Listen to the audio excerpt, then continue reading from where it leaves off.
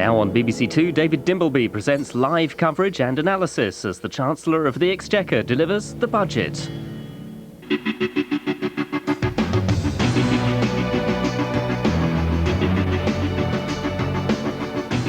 What's in the budget? Your questions answered here. What the Chancellor is going to take from you, how he'll spend it, all the details, explanation and reaction. Amongst those joining me in Cardiff is a 79-year-old who wants his pension brought in line with the minimum wage, entrepreneurs who want tax-friendly ways to invest, and a whole range of people who say petrol prices must not be touched at all. We want to hear what you have to say about Gordon Brown's budget. You can email us here at Budget99 and we'll put your points to the experts. Here at this huge shopping and leisure complex of Trafford in Manchester, we borrowed one shop window to view our BBC budget town with its range of households from the poorest to the richest all over the country. We have the families with us here in the shopping mall to give us their reaction to Gordon Brown's budget. And for those of you who enjoy one particular television soap experience, we'll be gauging the effect of the budget on the characters of the Queen Vic.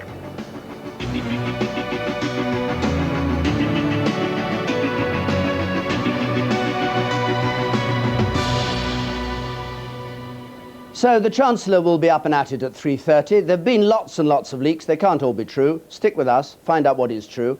And more important, find out how you'll be affected. First, a look at what he's likely to have in his sights. Peter, can you give us that? David, yes, this is the third time that Gordon Brown has brought his budget bus rolling into our budget town. He's said it'll be a budget for families, and as we look at the Chancellor's options, we'll see he has quite a lot of scope for doing something about that, but he'll do a very careful Chancellor's sum first. He'll probably say that I'm going to push back £4 billion into the economy with extra spending, some tax cuts, but I'm going to claw that back with extra taxes, so it'll be a broadly neutral budget. But within that umbrella, of course, there's quite a lot of opportunity for some changes and some excitements. Excitement starting, of course, first at the off-licence. Here we expect to see this yellow disc on the window here, suggesting tomorrow, or maybe next December, it depends what he decides they're up by, beer up 1 pence a pint, wine up 4 pence a bottle, something like that for inflation would be about par for the course for the off-licence. Tobacco is going to be much heavier though. Here the pink disc there on the window is likely to show cigarettes up by more than he's committed to already. He's committed to a 5% rise in cigarettes. It could be something like that. It could be something like an 8% rise. 30 pence a packet increase in cigarettes, quite possible after this budget. Onto the garage, where the price list here is also going to show some rather frightening signs for motorists. Petrol up perhaps 5 pence a litre. He may, on the other hand, agree that smaller cars should have cheaper tax discs on the windscreen, with perhaps bigger ones for bigger cars. Industry is going to take some changes too. Very much trailed by the Chancellor's autumn speech was the idea of having some encouragement for R&D, research and development productivity in industry. More tax on company cars is almost certain, and the tax, perhaps a carbon tax on energy use by industry, is also perfectly possible. Now, the spending ministers like Frank Dobson will be looking to see if he's going to give them any extra spending on the National Health Service, perhaps on schools as well. That could happen. This budget now is about spending as well as taxation. And, of course, one heavily trailed thing that may happen is that mortgage interest relief, which you get if you have a mortgage, could be abolished altogether. It's only down to 10% now. It's hardly worth carrying on with, many people say. On now to look at jobs. And here it is possible that the Chancellor may extend the deal he gave to young people and single parents, where they get a job subsidy and training, to the over 50s as well, an extension to quite a wide range of other people of his expected windfall tax. Social Security, again, heavily trailed by the Chancellor himself, the idea that he may abolish contributions for the lower paid. At the moment, if you're a very low paid employee, you start paying NIC, National Insurance contributions, at £64 a week. You could raise that to the level at which you pay income tax, £85 a week. On now to have a look at what's going to happen to child benefit. Now, here, very much a debate going on about whether he should tax child benefit for the higher paid. Perhaps for the higher rate taxpayers, he might tax them for child benefit, but he might increase the child benefit itself by some £3 a week. Big debate going on. Nobody's sure what he's going to do. One of the big surprises to see in the next hour or two. Then, of course, the married couples allowance, well, it could be that that, which is only worth 10% next year, this coming financial year, could be abolished altogether. It is, after all, a relief only on marriage, not a relief for children. It's not a child allowance. And finally, the big question of the budget Will he introduce his new 10p starting rate of tax, and how big will the band of tax be that he introduced it on? Well, we'll know it all, of course, when our Budget Town clock shows 3:30, 25 minutes time, David. Thanks, Peter. I like the idea of a relief on marriage. Well, now, the Chancellor left a moment ago, a quarter of an hour ago or so, left number 11 Downing Street with his staff, came out in the usual way with all the secrets, all the answers to the questions that Peter Snow was raising, things he might do, and with his staff beside him, Patricia Hewitt, the Economic Secretary, on the left, Barbara Roach, the Financial Secretary to the Treasury, and on the right, Dawn Primarolo, Paymaster General, and Alan Milburn, Chief Secretary to the Treasury. And he stands for the photographers with his box as ever. Now, Edward Troop is with us here. He advised Kenneth Clarke when he was Chancellor of the Exchequer. Into that box has gone a lot of work, hasn't it? When did it begin, and how do they decide what to put in it? A huge amount of work has gone into that box, and the work will have begun well over 6 months ago. And by Christmas, quite a lot of the details will actually have been agreed.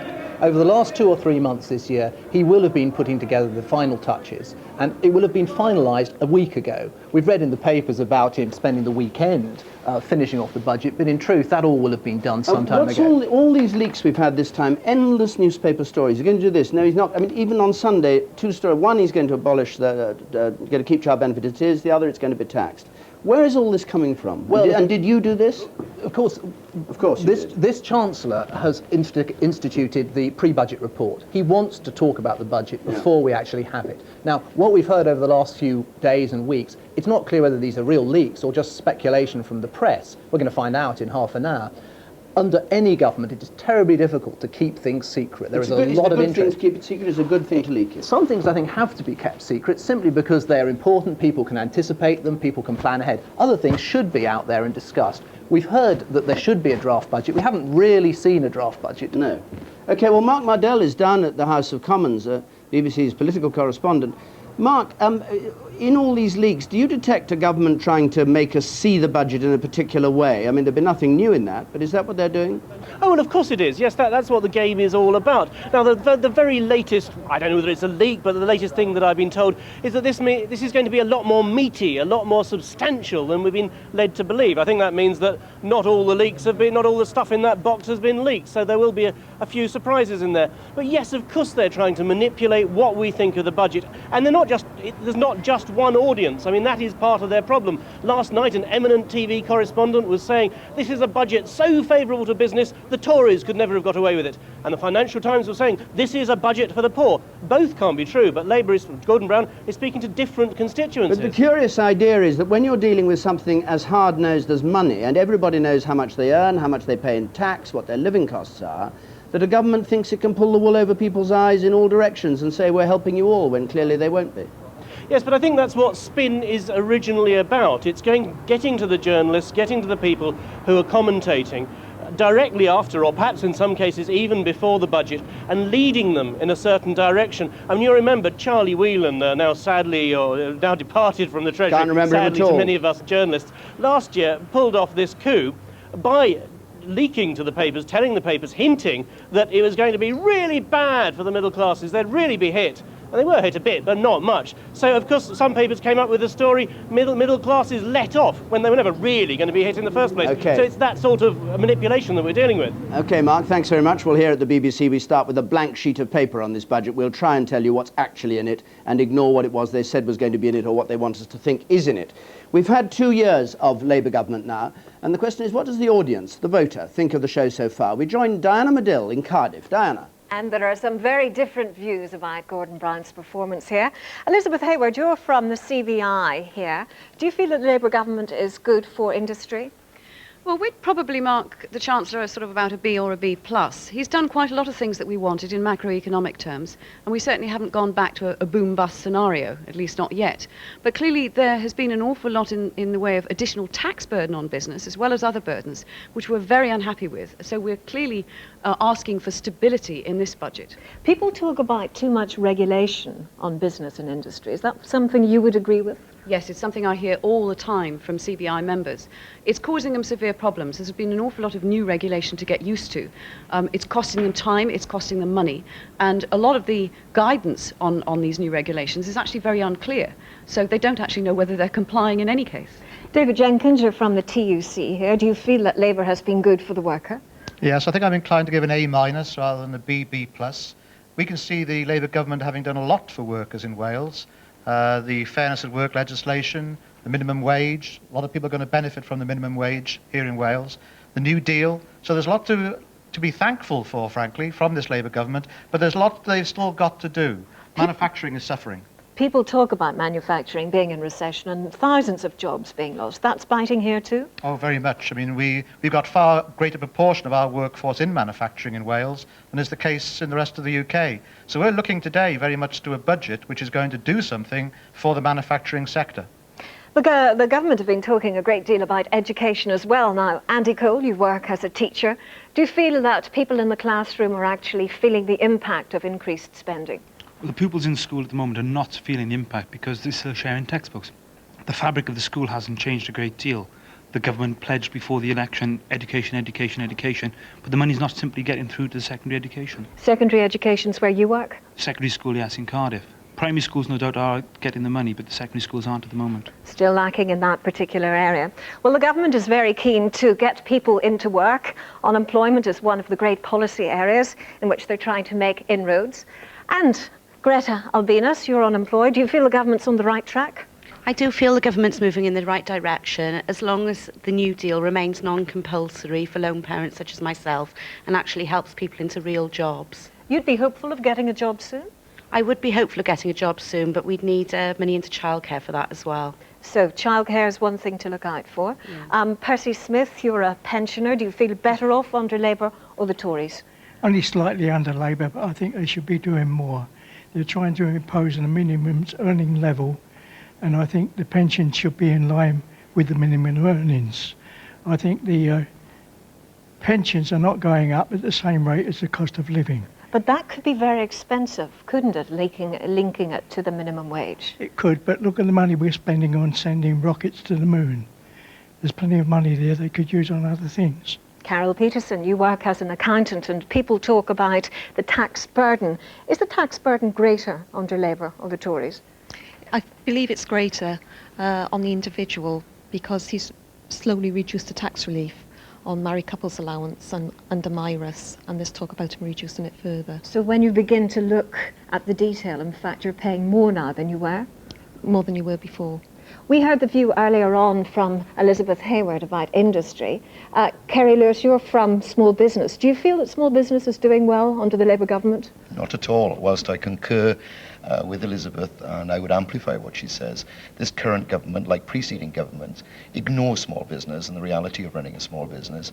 They are taking away from us any incentive to employ, with the amount of legislation they're bringing in. The taxes that they're going to impose and increase with this budget is just going to damage more and more small businesses and do away with more and more jobs. Bear in mind that 98% of the people employed in the private sector in this country are employed by small businesses. Thank you very much indeed. That's it for the moment from Cardiff. David. Diana, thanks very much. We'll go back down to Cardiff after the budget to see how they react to it. Now, the whole secret of this thing, of course, is to appeal to the individual voter and to appeal to the families. And the question that we'll be looking at today is whether families are better or worse off. And Peter, first of all, you've got families with you up in Manchester. What do they want out of this budget? Right, well, David, here in this busy shopping centre, I got all the families sitting here to see what the Chancellor's got in store. We'll ask them what they want right now. Right behind me, Gordon Brown shop window, and in it, our Budget Town. And here over the other side of Budget Town, a range of households, including our families here. And there's the first one here, and it's Matthew Hobday, unemployed lone parent. Matthew, you're with us. Now, come on, what do you want from Gordon Brown? I'd like to see loads of money spent on childcare, especially the under 8s. And incentives and encouragement for parents who choose to look after their own children. Then you could get back to work? Yeah. OK, well, let's see what the Chancellor has in store for you in a moment. Let's move on up the road a bit then and look at our next householder there. She is, and it is, Sheila Murray, £11,000 a year pensioner. She has part-time work, but she's also got the pension. Sheila, what would you like the Chancellor to do? Well, I'd like help for the lower paid and the pensioners. Scrap the idea of the 10-penny band and instead raise the level, the personal allowance of the tax so that they don't pay any tax at all do direct tax at all. Spend the money on raising thresholds and to the devil with all that nonsense about a 10p starting rate of Yes, tax. it's just shilly-shally. Fair enough, Sheila. Let's see what happens when the Chancellor gets up later on. Now let's move along to our first family here, 3 children, and the parents are Derek and Julie Hardman. They're on £10,000 a year. Derek, what would you like the Chancellor to do for you? Well, I don't know if I'll get it, but I'm hoping for improvements right across the board for the low income and the working man. How can you do that? Well, I'm looking for incentives for companies to pay a better wage to their employees. Maybe that could be in the form of tax incentives or a reduction in national insurance. And that would also then reduce the benefits having to be paid to working men. Julie? I'd like to see child benefit income-based and increase for families on low incomes. Oh, I see. So the lower your income, the bigger the child benefit. Yes. It's a flat rate at the moment, of course. All right, let's move on up the street then and see what we have in store for the next family. There they are, standing outside their house, and this family is Errol and Manola Burrell, and they're on £24,000 a year, just above average income. That, Errol, what would you like? I'd like to see the manufacturing... Apart from twice the money. I would like to see the manufacturing base given a major boost. I think over the past 17 years there's been a massive decline. And because I'm involved in that sector myself, I'd like to map out my future for when I retire. At the moment, I can't see that. Manola? Well, as I'm a smoker, and I know smokers are always penalised, I'm not prepared to pay the increase that they're going to be putting on cigarettes. I will be stopping smoking for health reasons as well. So it's been an effective tax? Yes. Because it's actually warned you off smoking. Fair enough. Let's move on then and see what you think after the budget. We'll come back to you, of course. And here we have the next family moving up the income scale all the time. This time it's Phillip and Carol Eckles, £50,000 a year. Phillip? Well, they say it's a family budget. To me, the family is marriage in the home. Now, to abolish Maris and the married person's allowance, it's a small thing, but it's the principle of thing. The abolition of them is Seems incorrect. a paradox to talk about the families and then to abolish them. Yeah. Right. What about you, Carol? I actually agree with what the lady said earlier about taxing child benefit for people on higher incomes, because for people on higher incomes it's a perk, whereas people on lower incomes need the money for their You're on children. higher income. You'd have to pay tax on child benefit. You wouldn't mind that? I wouldn't mind, no, if it went to the right people. Okay, and moving on finally to our best off family. There we are, well, the smart house here at the end of the street. And we have Russell and June Luckock on £100,000 a year. Russell, what would you like to see? Well, like Errol, I'd like to see help given for manufacturing industry. We're in recession, so the 10% tax ban, providing it's not too narrow, will cause money to flow into the high street. Help with national insurance charges, research and development grants, and oh yes, as I'm getting closer to the other side, please leave inheritance tax and pets totally alone. But June, a final thought from you. I'm concerned about the plight of low-income families in the countryside, be they small farmers or agricultural workers or parents trying to get children to school. For them, a car is a necessity, not a luxury. They need help with car tax. Some concession for people in the country who Yes, drive cars. yes, please. Okay, we'll come back to you all after the budget to see what you think of what the Chancellor has done. And let me just remind you that we will, at the end of the programme, begin to see what happens at the Queen Vic, what is in store for people like, for example, Grant here, and people like Ian Beale, everybody's unfavourite person perhaps in the EastEnders cast. And there's Dot, what's going to happen to her income as a result of the Chancellor's measures. And finally, the terrible two up here, Bianca and Ricky in the window there. So when the Chancellor gets up in just 12 minutes' time, we'll see what happens to them and what happens to that lot too. David. Thanks, Peter. Well, if you're dazed and confused by all this, if when the budget comes out you're angry or you love it, you can send us your views through the BBC website, and Sian Williams will tell all on how to do it. Sian. Yes, thank you, David. First, let me tell you, this programme is going out live on the BBC's news site here. This is the Budget 99 homepage. At the moment, it's got a lot of background information on it. But as soon as the Chancellor stands up, you'll be able to see and hear what he has to say and see those announcements in full. And there'll be expert analysis on the budget proposals as well. But we want your views, because we've set up an email address and we want you to send us your opinions, perhaps your questions that we can put to the panel. We've got a couple up here already of people who've already saying that they're worried about fuel tax going up. Roger Musson says rural depopulation is a problem which is being ignored. Perhaps a solution is a regionally graded petrol tax, high in the cities and lower in the rural areas. And if we scroll up a bit, we can see Rupert Hoyle, who says trying to encourage more people to use public transport by increasing petrol prices hasn't really worked. So do send us your opinions. You can phone us as well. And of course, the big question everybody wants to know on Budget Day is, will I be better or worse off? And we might be able to help you here as well, because together with the Institute of Fiscal Studies, we've devised something called a Ready Reckoner. Now, here's how it works. You get all your details together, how much you earn, whether you have your own house, whether you have your own car, kids, whether you're a smoker and a drinker. And what we do is we put the Chancellor's budget proposals in the system as well, and the Ready Reckoner will work out whether you're better or worse off. And as a bit of fun, we've brought in some volunteers who are going to give it a go. So a bit later in the programme, perhaps we can find out how they fared. David. Thanks very much, Sharon. We'll be back with you. Well, now with just under 9 minutes, just about 9 minutes to go before the Chancellor's on his feet, let's not speculate on what he's going to say. Let's look at where he's starting from, where we stand today. We go first to the City and join Justin Urquhart-Stewart, who is a stockbroker with Barclays, as it says over his head. The Chancellor so far, friend of the City, friend of business and industry in your view? Well, certainly so far has actually got created a lot of confidence in the City, and what we're looking for today is to continue on that confidence, particularly with regard to staying within his agreed spending levels and borrowing levels. If he goes outside that, that's when the City will start to get nervous. And why should we trust the City when in the autumn it told us there was going to be a recession and the stock market crashed? What do you actually know about what's going on in the real world? Well, what we did say was actually there was going to be an economic slowdown, a very significant one, and there has been. The question is, were we actually going to go into recession or not? And as we've heard earlier, certain areas of the economy have very definitely been, certainly in manufacturing. But the question is now, can we actually recover from this slowdown later in the year? But it was a bit overstated at the time, perhaps? There were some people going a little over the top with it. Now, just in terms of what this government can do to business and to the stock market, and what's going on with the euro can do, which is more important to you? There's actually a very great deal that can be done with the economy, and particularly with regard to business, and specifically the smaller businesses. As was said earlier, the majority of people who work in this country are actually employed by smaller, medium-sized businesses. There's every opportunity here for this area to have greater incentive for reinvestment, and also, as we've already heard in some of the leaks, some of the employee share ownership schemes to be developed as well. Well, if it happens. Thanks very much. We'll join you after the budget and see how you react to it, Justin. Thanks. Now let's have a look at some of the measures the Chancellor has already put forward. For instance, these personal finance measures already announced. The individual savings account, ISA, which is going to replace PEPs and TESAs, confusing me, but apparently not confusing everybody else. Married couples allowance, tax relief on that is going to be cut to 10%. There's a question of whether it might be abolished, of course. And child benefit, which goes up by £2.50. Now, Christine Ross is an expert in sort of family financial matters.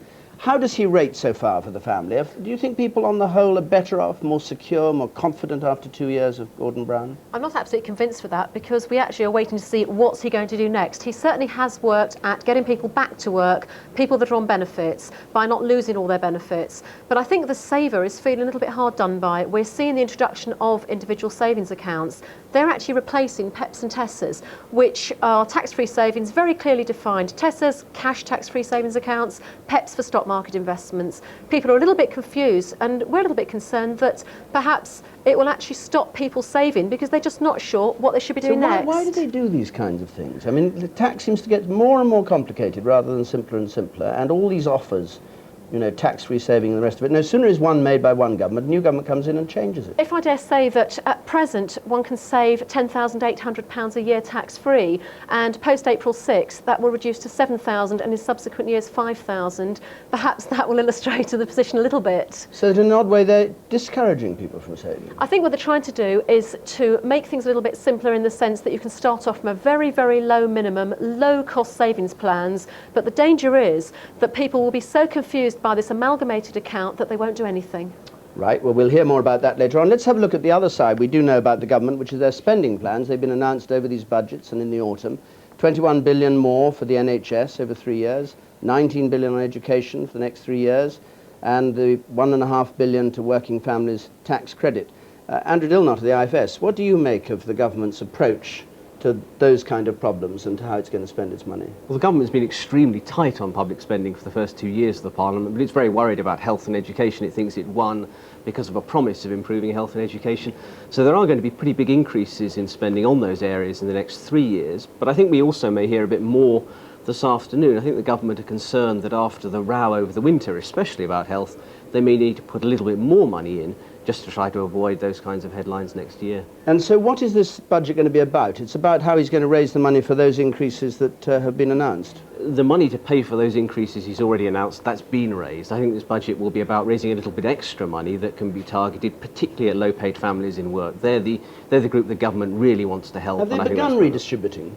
Yes, we've already seen... We hear a lot about it, and every time anybody mentions it, they say, oh, no, this isn't redistribution, it's something else. Well, what they haven't done is taken money in a very obvious way from the rich to give to the poor, but they have given to the poor, particularly if they happen to be in work on low pay and have children. Of course, the key thing we've heard endlessly predicted is the 10 pence rate of income tax. Peter, can you just briefly explain how the 10p rate will work if they do it? David, there are really two ways in which the 10 pence income tax could be introduced. Let's have a look over here at the ladder of taxation that people pay at the moment. There's the first step up to the lower rate, 20% at about £4,000 of income. Then you go up to the basic rate of 23% at £8,000 of income, and you go up to the 40% rate at something like £31,000 of income. Now, there are two ways you can introduce the 10p starting rate of tax, both costing the same, but slightly different.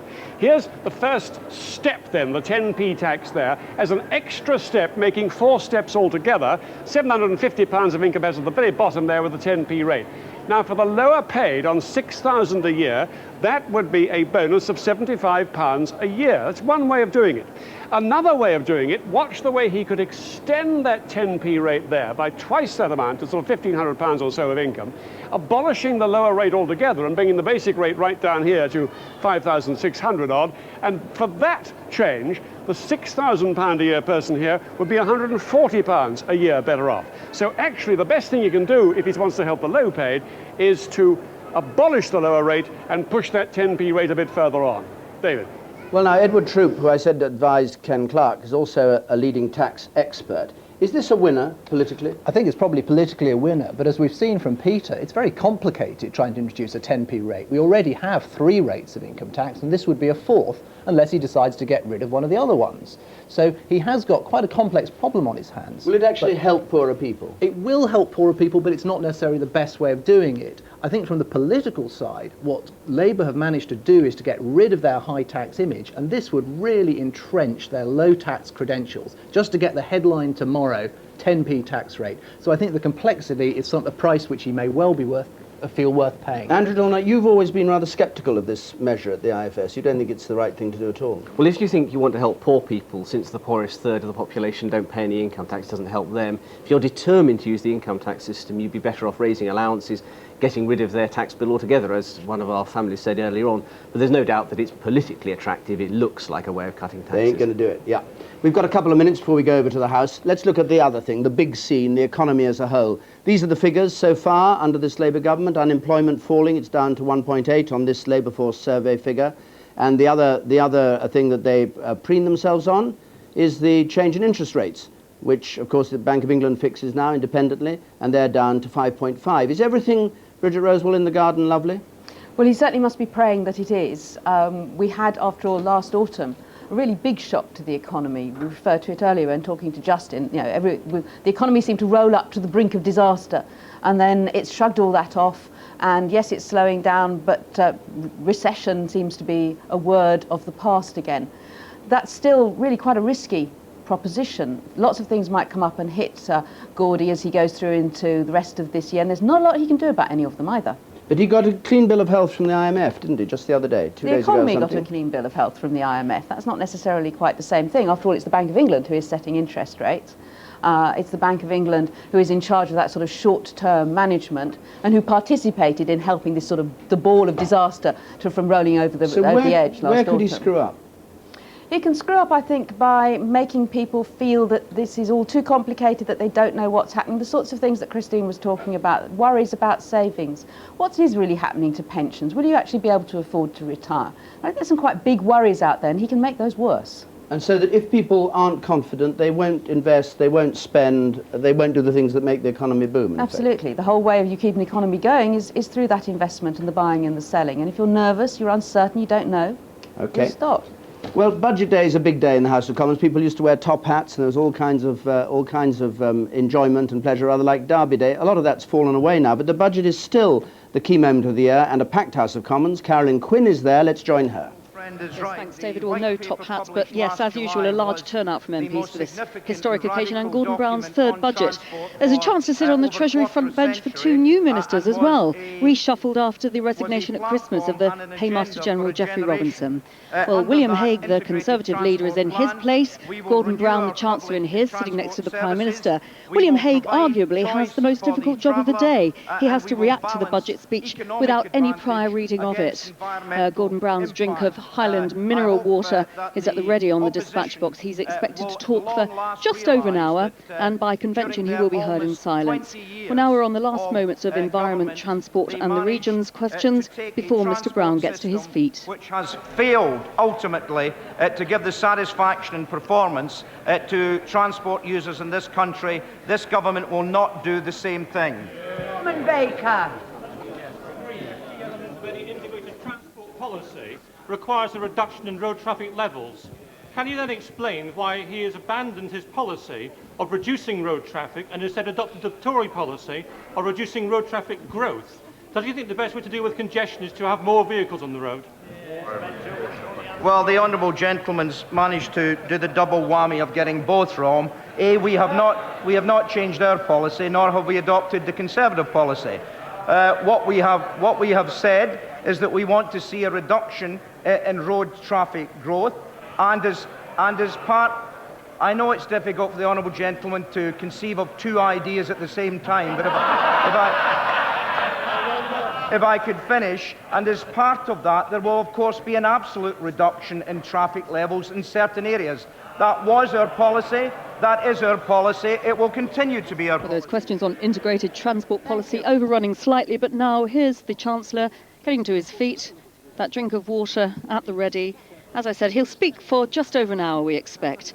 And by convention, he will be heard in silence. No interruptions are allowed from other MPs.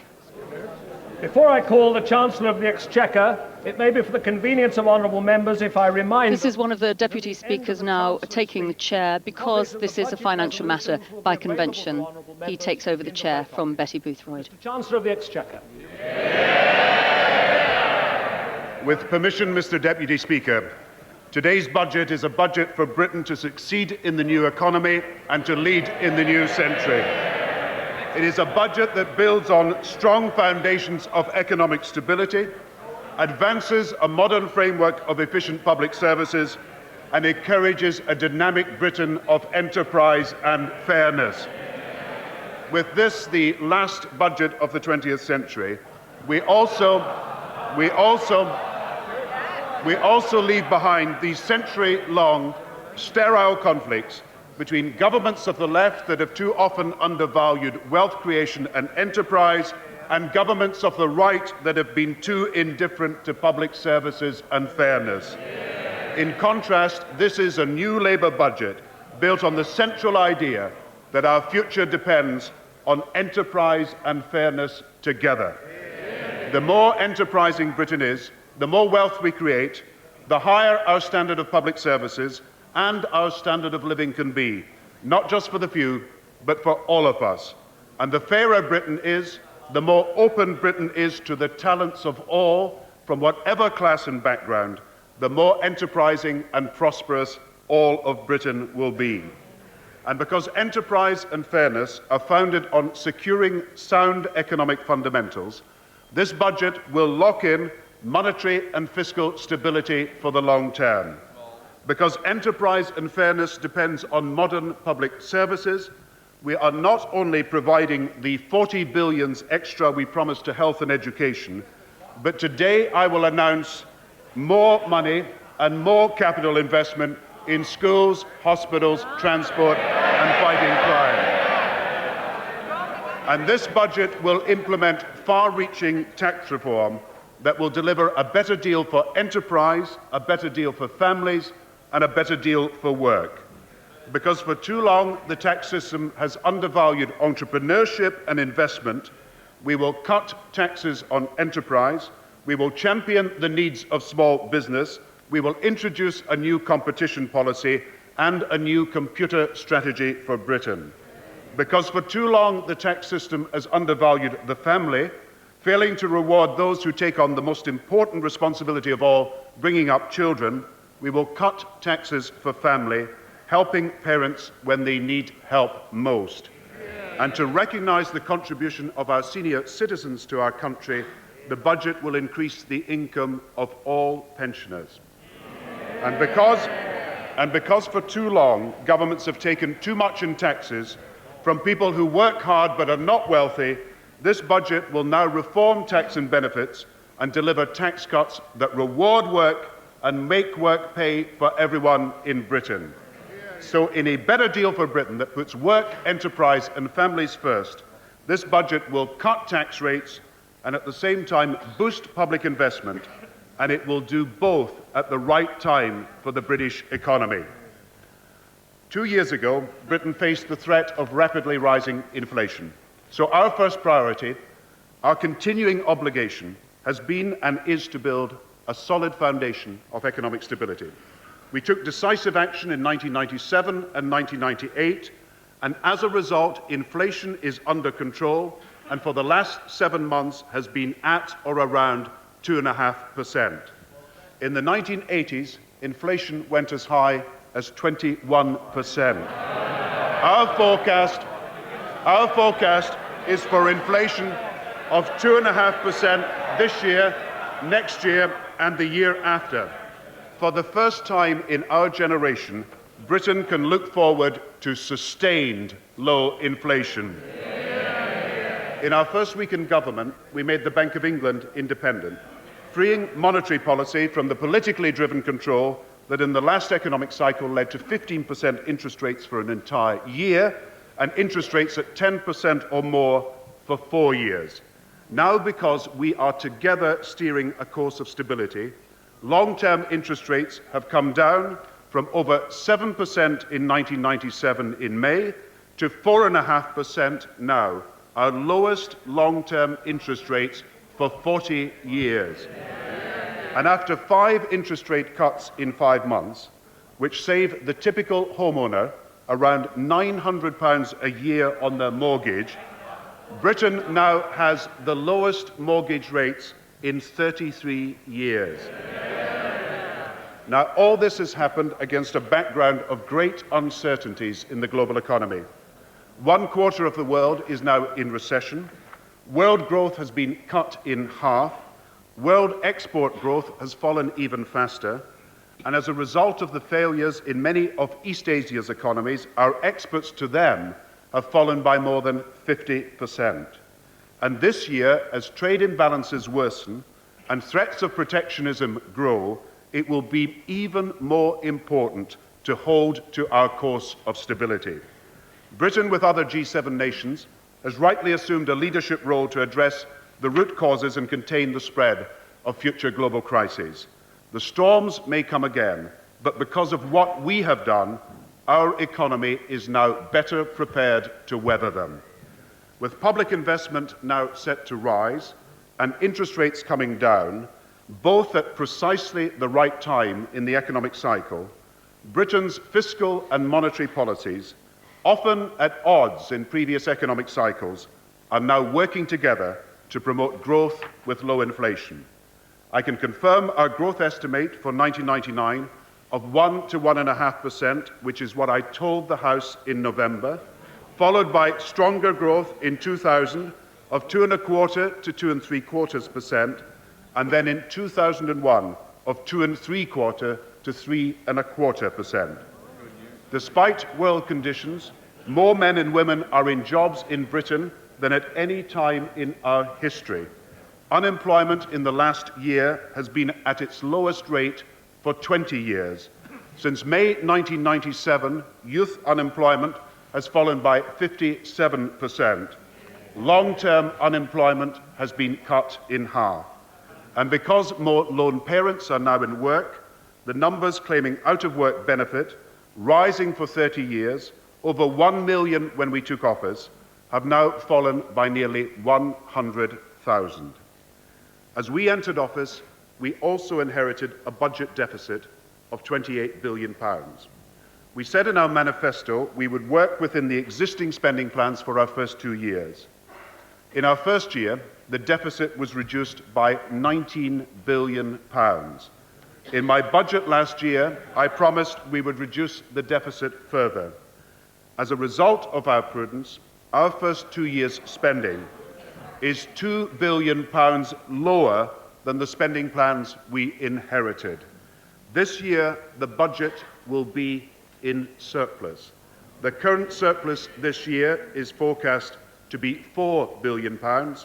Public sector net borrowing will be in surplus by £1 billion, in contrast to the £28 billion deficit we inherited. I am determined to continue locking in this fiscal tightening for the years to come, so that we continue to meet our fiscal rules and so deliver sound public finances.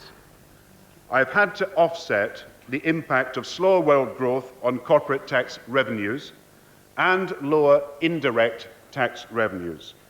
But as a result of sound economic management, debt interest payments next year have been cut by £2.5 billion from their previous forecast. In total, debt interest payments cut by £4 billion over the next 3 years. Because less of our social security budget is being wasted on paying for past failures in employment policy, social security spending as a whole has not been rising as in previous years. And over the next 3 years, social security spending, including unemployment, even after adjusting for the economic cycle, is set to be significantly lower than previously forecast, freeing resources for new help for families and pensioners. At the time of the comprehensive spending review last July, there were those who said we could not afford the 40 billion for new investment in health and education and still meet our fiscal rules. I can report that the entire 40 billion of investment in health and education will be fully delivered and will be delivered fully within our fiscal rules. Not only that, but still meeting the test of fiscal prudence, I will today allocate from our Capital Modernisation Fund even more investment for hospitals and schools. And still meeting that test of fiscal prudence, I will be able to afford tax cuts to reward work, encourage enterprise, and strengthen the family. Even after all the measures in today's budget, next year's current surplus is expected to be £1 billion higher than previously forecast and £1 billion more in 2001. For the coming 5 years, the current surpluses are forecast to be successively £2, £4, £8, £9 and £11 billion. In line with our golden rule, even under our most cautious assumptions, we are balancing the current budget over the economic cycle, and for the first time in a generation, we are eliminating the current structural deficit. We are also meeting the second fiscal rule, that of sustainable investment, a prudent debt to GDP ratio. Debt as a proportion of national income has fallen from the 44% we inherited to under 41% this year. It will fall below 40% to 39.5% next year, then to 38%, then to 37% in 2001-2002. Britain's fiscal position is not only therefore sound today, but on the soundest possible footing for the long term. For the coming 5 years, the estimated current budget surplus totals £34 billion, in contrast with the last government's deficit over the last economic cycle of minus £149 billion, and the last government's doubling of the national debt. And for those who take a special interest in European issues, in particular the Maastricht Treaty, I can confirm that Britain is well within the Maastricht criteria. So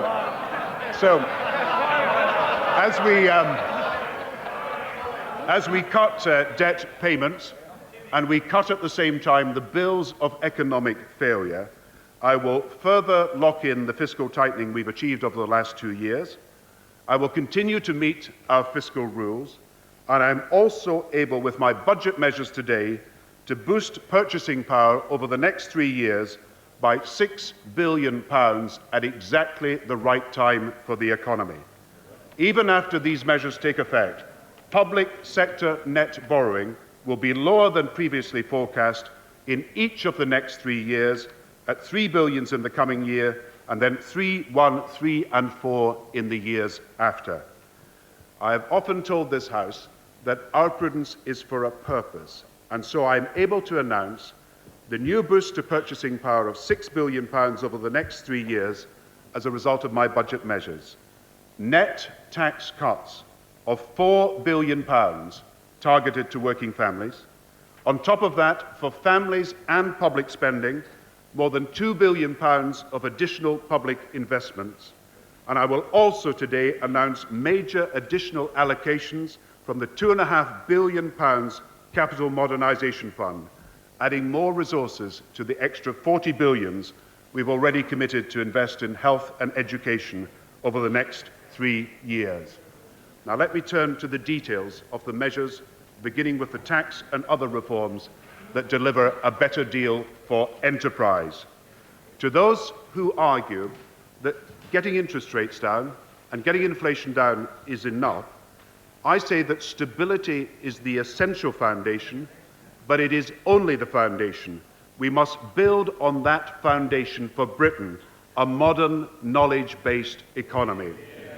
Britain must make a quantum leap in skills, in innovation and competition, in information technology, and in small business.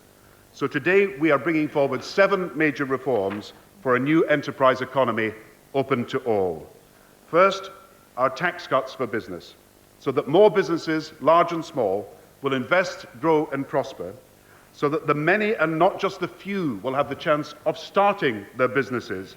We today cut business taxes and introduce a special enterprise management incentive scheme to reward the risk takers.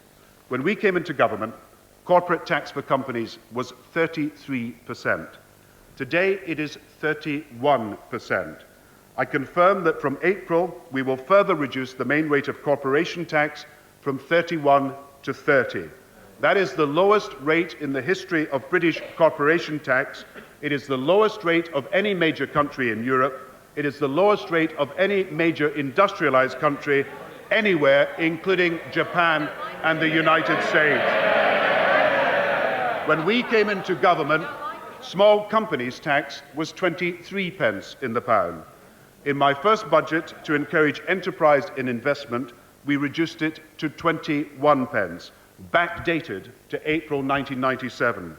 From April this year, the rate will be 20 pence. 350,000 companies are benefiting, but I want to do more. I want to create an even lower rate that will give new incentives for men and women to start their businesses and to work their way up. I believe that the whole House will want to welcome what I'm announcing, a new starting rate for small businesses of 10 pence in the pound. Every company making profits up to £50,000 will benefit. The legislation will ensure that the beneficiaries are genuinely those who take risks, and 85% of the firms gaining from the 10 pence tax rate will have fewer than 10 employees, the very firms we most want to grow, the very firms whose growth will create the greatest number of new jobs. This is the lowest starting rate for small businesses in the entire history of United Kingdom corporation tax. Where we inherited business tax rates of 33 and 23 pence, the rates will now be 30, 20 and 10. And I give to all companies, large and small, an assurance, not just for a year, but for the rest of this Parliament. There will be no return to the higher rates of the previous Parliament. For the life of this Parliament, the rates will be 30, 20, 10 or lower. And we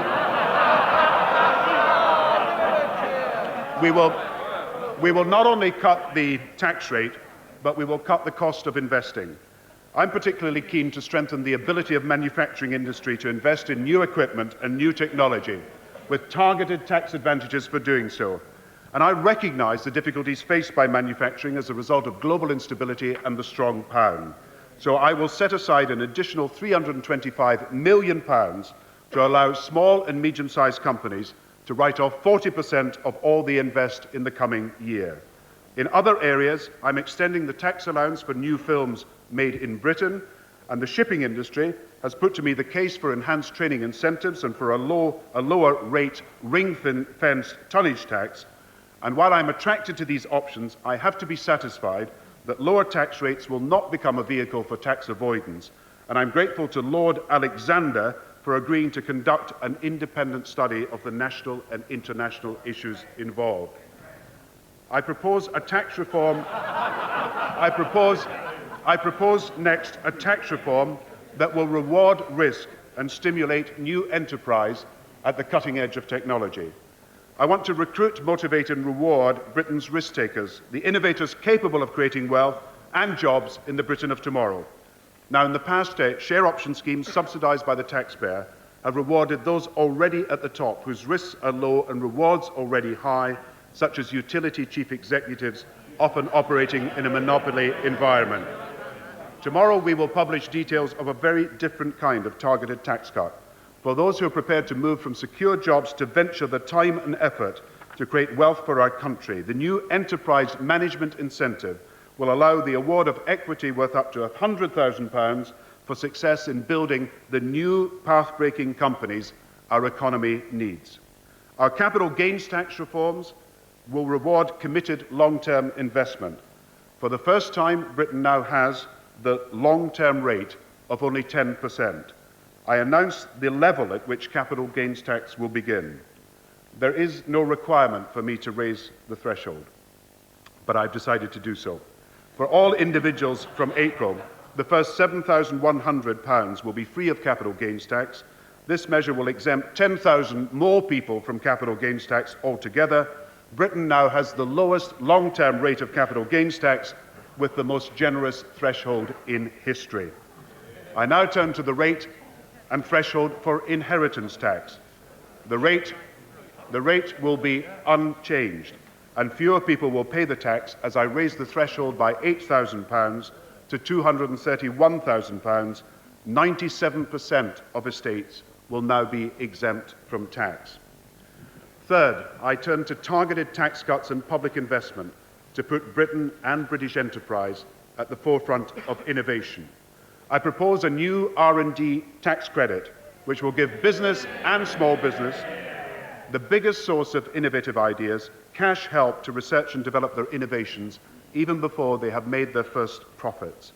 At a cost of £150 million a year, this targeted tax cut will underwrite almost one-third of research and development costs for small businesses. And Britain, therefore, now has one of the best incentives for innovation anywhere in the industrialized world. Scientific innovation, as we know, is a prime catalyst of growth. I want a winner's circle in innovation, inventions in Britain that are then developed in Britain, manufactured in Britain, creating growth and jobs in Britain. And the seedbed is basic science. So I can announce £100 million new investment in university science laboratories and equipment, and this will be part of a £1 billion plus upgrading of British science.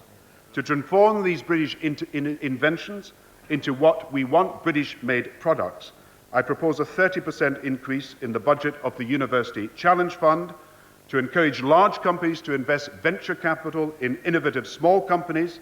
We will tomorrow publish proposals for a new corporate tax incentive. And to ensure the necessary flow of finance to high-risk companies, I am allocating £20 million for start-up funding for high-tech venture capital funds for England, Scotland, Wales and Northern Ireland. My fourth measure is a new competition policy. The sharpest spur to enterprise, the ingredient too often missing in our country, is, as we found in our productivity review, competition. The productivity review has concluded that competition is not only the best stimulus to innovation and efficiency, but gives the best prospect of a better deal for all consumers. It is time for more competition and lower prices in basic essentials like the utilities, financial services, indeed the whole range of consumer goods, where too often British consumers are paying far more than they should for what they need to buy. It is wholly unacceptable that consumer goods can still cost up to twice as much in Britain as in America.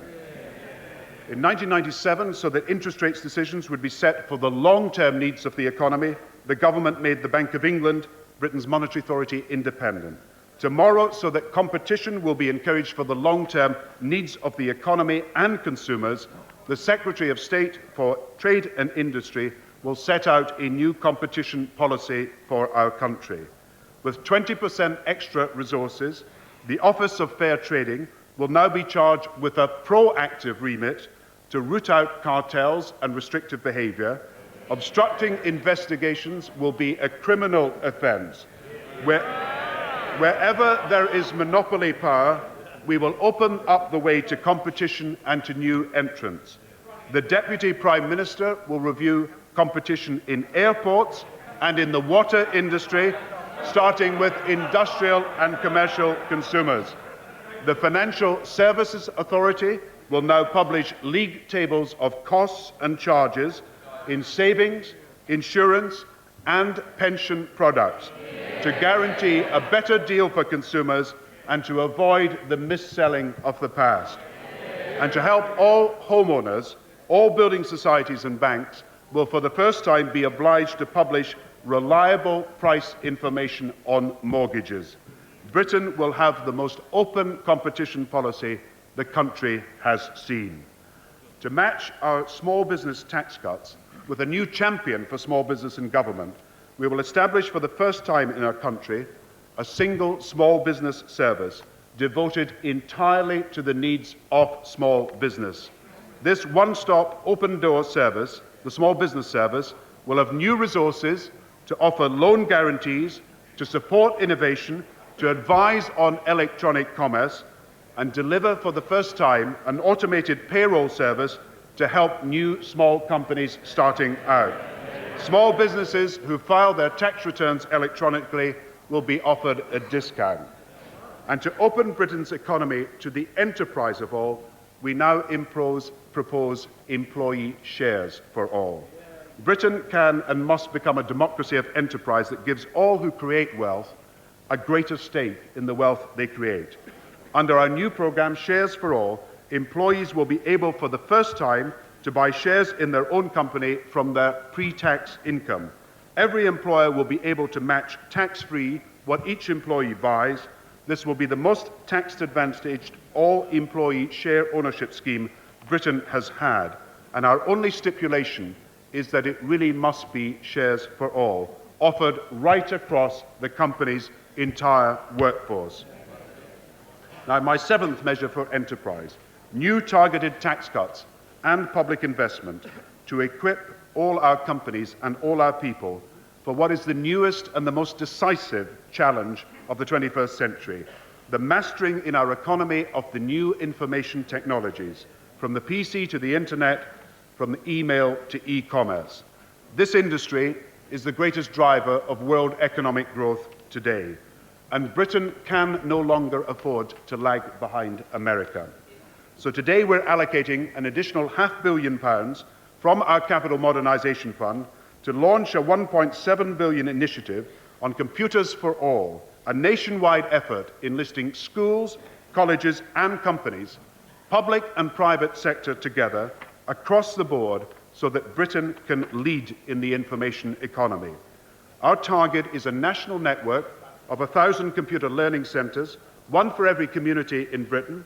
They will be in schools, colleges, libraries, internet cafes in the high street, and it is a whole network of computer learning with one purpose only, that the whole of Britain is equipped for the information age. Now, our targets for the new economy are ambitious. Within 3 years, 1 million small businesses able to benefit from e-commerce, 32,000 schools connected to the internet as a result of the work of my friend, the Secretary for Education, 370,000 teachers computer trained, new help worth 20 million, making it possible for more teachers to have computers for home use, and inequality in computer learning today will mean inequality in earning power tomorrow. So to bring more computers into more British homes, we will legislate so that employees will be able to secure computers on loan from their companies as a tax-free benefit. Anyone left out of the new knowledge revolution will, of course, be left behind in this new knowledge economy. So we will pioneer a system under which local partnerships will be able to loan computers and software in the new century the way local libraries loaned books in the last century. In the new economy, the more individual talent we nurture, the more economic growth we will achieve. And the tax system will now offer further incentives for people to upgrade old skills and learn new ones. From this year, 1 million new men and women will start to receive £150 to set up their own individual learning accounts. This puts the power to plan and prepare for their careers in their own hands. And in this budget, we will expand individual learning accounts and open up tax-free learning in computers, in basic skills and advanced skills to millions more people. We will legislate so that employers will be able to contribute tax-free to the new individual learning accounts. Employees will also pay no tax on such payments, and this will be skills for all, because the opportunity to learn must be offered across the company's entire workforce. We need to do more, and the budget will go further, offering discounts for learning. Any adult with an individual learning account will now be able to claim a discount of 20%, an additional grant of up to £100 on the cost of vocational learning. For all adults signing up to improve their basic education, including computer literacy, there will be a discount of 80% on course fees. We will pay for this measure in tax-free learning by phasing out the existing vocational tax relief, which, amongst other things, has been subsidising non-vocational courses like diving and flying lessons.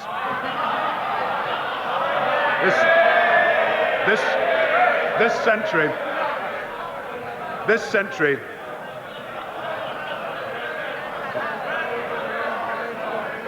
introduced by the party opposite, this century Britain has achieved universal free education for children. This budget introduces the new opportunity for universal education for adults, lifelong learning, so that everyone will have the chance to succeed in the new economy. As Britain works to lead in the new economy, we must resolve to lead also in respecting the environment. Our government's target is to reduce greenhouse emissions by 12.5% by 2010. So today I'm announcing a programme of measures that will cut carbon pollution by 3 million tonnes. My first proposal alone will reduce carbon pollution by 1.5 million tonnes. The government has received Lord Marshall's report, for which I thank him, on the role of economic instruments and the business use of energy. We will now implement Lord Marshall's recommendations, and will introduce a levy on business use of energy from April 2001, and it will be brought in after further consultation with the industry on a revenue-neutral basis, with no overall increase in the burden of taxation on business, because we intend at the same time to cut the main rate of employers' national insurance contributions from 12.2% to 11.7%. We also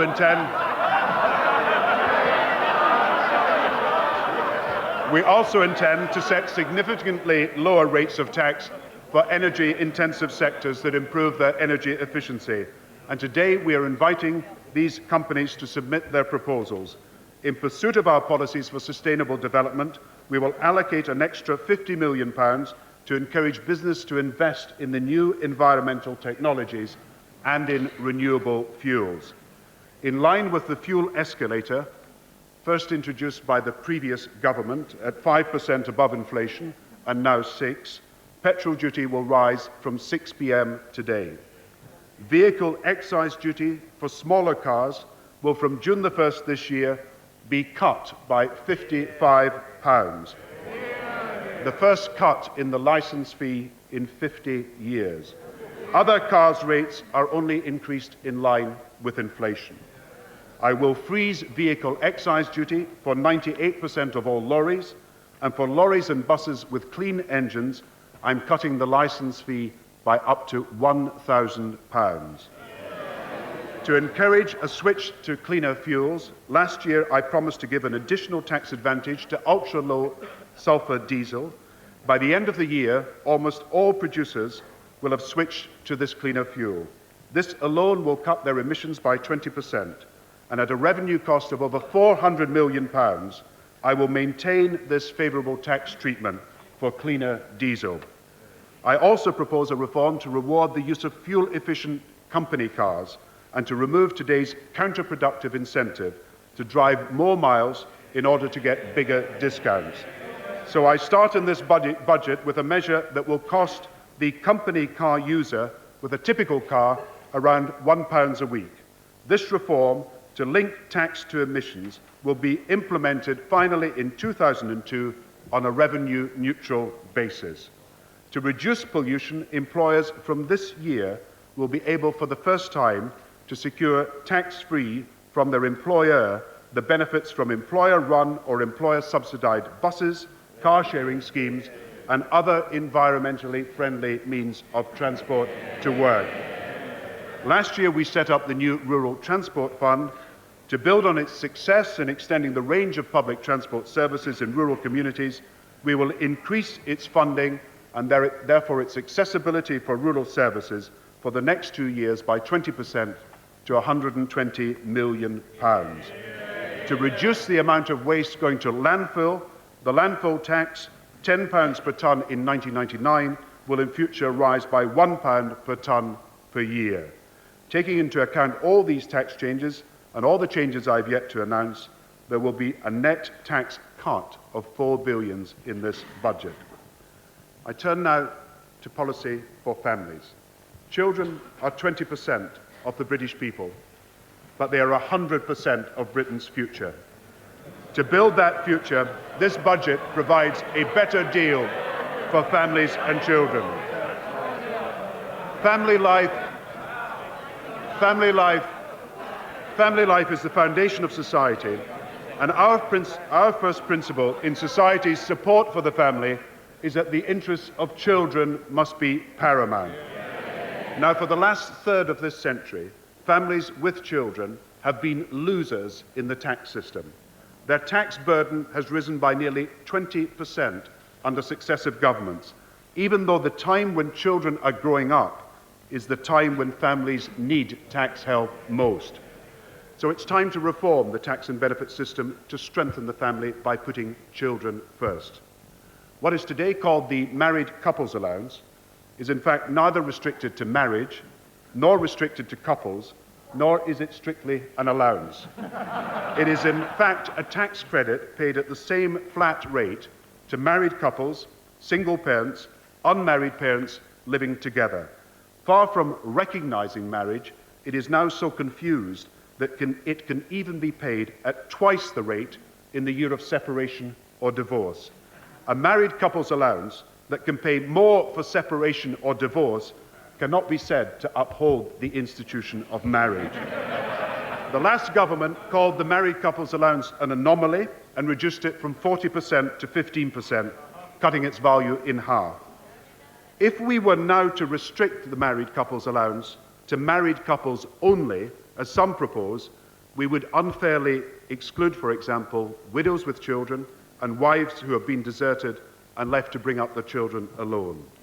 So I have responded to many representations and views, including one which said that if we were going to phase out the married couples allowance, we should have replaced it at the same time with a new allowance better targeted on families who really need the help. The words of the Leader of the Opposition. So we will replace the married couples allowance with a new family tax cut that will increase the amount that goes to help families with children. This children's tax credit will give more, not less, help to families at the time when they need it most, when they have their children, and when their children are growing up. Today's pensioners' couples will retain the married couples allowance. Couples without children or whose children have grown up will benefit from other changes I will shortly announce. The married couples allowance is today worth £190 to married couples. The children's tax credit, The tax cut for families to be introduced from April 2001 will be worth £416. And as a result, the typical family with children will be over £200 a year better off. This tax cut for families represents the first recognition in the tax system for over 20 years of the extra costs of bringing up children. Under my proposals, the tax burden on the typical family will fall to its lowest level for 25 years. I will introduce similar improvements in the Working Families Tax Credit and income support for children. Now, in the budget last year, I set down the two principles that govern my approach: that we must substantially increase support for families with children, and we must do so in the fairest way. It's in fulfillment of these two principles that the children's tax credit will be tapered away for the higher earning family where there is a top-rate taxpayer. In the light of this reform, my budget decision is that child benefit will not be taxed for taxpayers on the basic rate or on the higher rate. As our manifesto promised, child benefit itself will remain as it is, paid to all mothers, rising annually with inflation. Now, when we came to power, child benefit for the first child was £11.45 a week. Next month, it will rise to £14.40.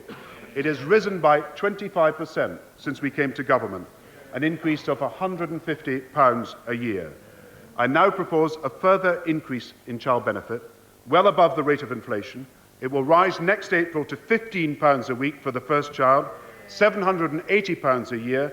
I will also raise the rate for the second and further children beyond inflation to £10 a week. And support for children, as a result of all the measures I'm announcing, will be twice as high at the end of this Parliament as it was at the beginning.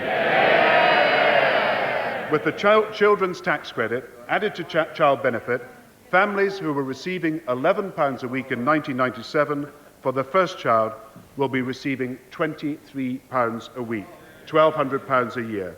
And taking all our reforms together, the maximum support for the first child will be £40 for families when they need it most. So every child in the country, in every family, will get more, not less, support under this system. Support ranging from £780 a year to £2,000 a year. And every child will receive more year on year. Mr. Deputy Speaker, when we came into power, we found a chaotic, even counterproductive system of child support. It gave far too little help to mothers. It did not provide enough to those who needed it most. Child benefit had not been increased every year in line with inflation. The married couples allowance could not fulfill its intended purpose. Income support for children was based on family status, not on family need. Family credit failed to guarantee a living wage for working families. What the benefit system gave with one hand, the tax system was taking with the other. Now, our long-term goal is to bring together the different strands of our support for children in the Working Families Tax Credit, in income support, in our children's tax credit, and so create an integrated and seamless system of child financial support paid to the mother, building upon the foundation of universal child benefit. Already, with the changes we are making today, we are creating the best system of family support in the history of this country. Now, I also had to consider the alternative case that has been advocated for a transferable tax allowance for mothers who stay at home. The better deal for mothers, I have to say, who stay at home is what we are doing from October this year, the Working Families Tax Credit. A family with 2 children on £15,000 a year, where the mother stays at home, would have received nothing under the old system of family credit. Transferable tax allowances, as some propose, would give them £997. Under the Working Families Tax Credit, they will receive £1,460. Where both parents need to work, we will do more to help them balance the demands of making a living and having children. With 1 million new childcare places now being created, from October our new childcare tax credit set at a maximum of £70 for 1 child and £105 for 2, Britain has a national childcare strategy for the first time in our history. From December 1999, all parents will be entitled to 3 months unpaid leave for each child. But currently, up to 15% of working mothers-to-be are not entitled to any maternity pay.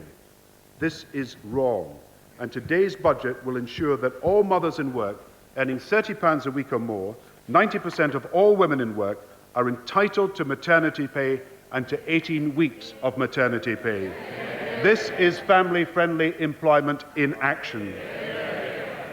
Every year, 250,000 children, even at the minute they are born into poverty, and this too is wrong.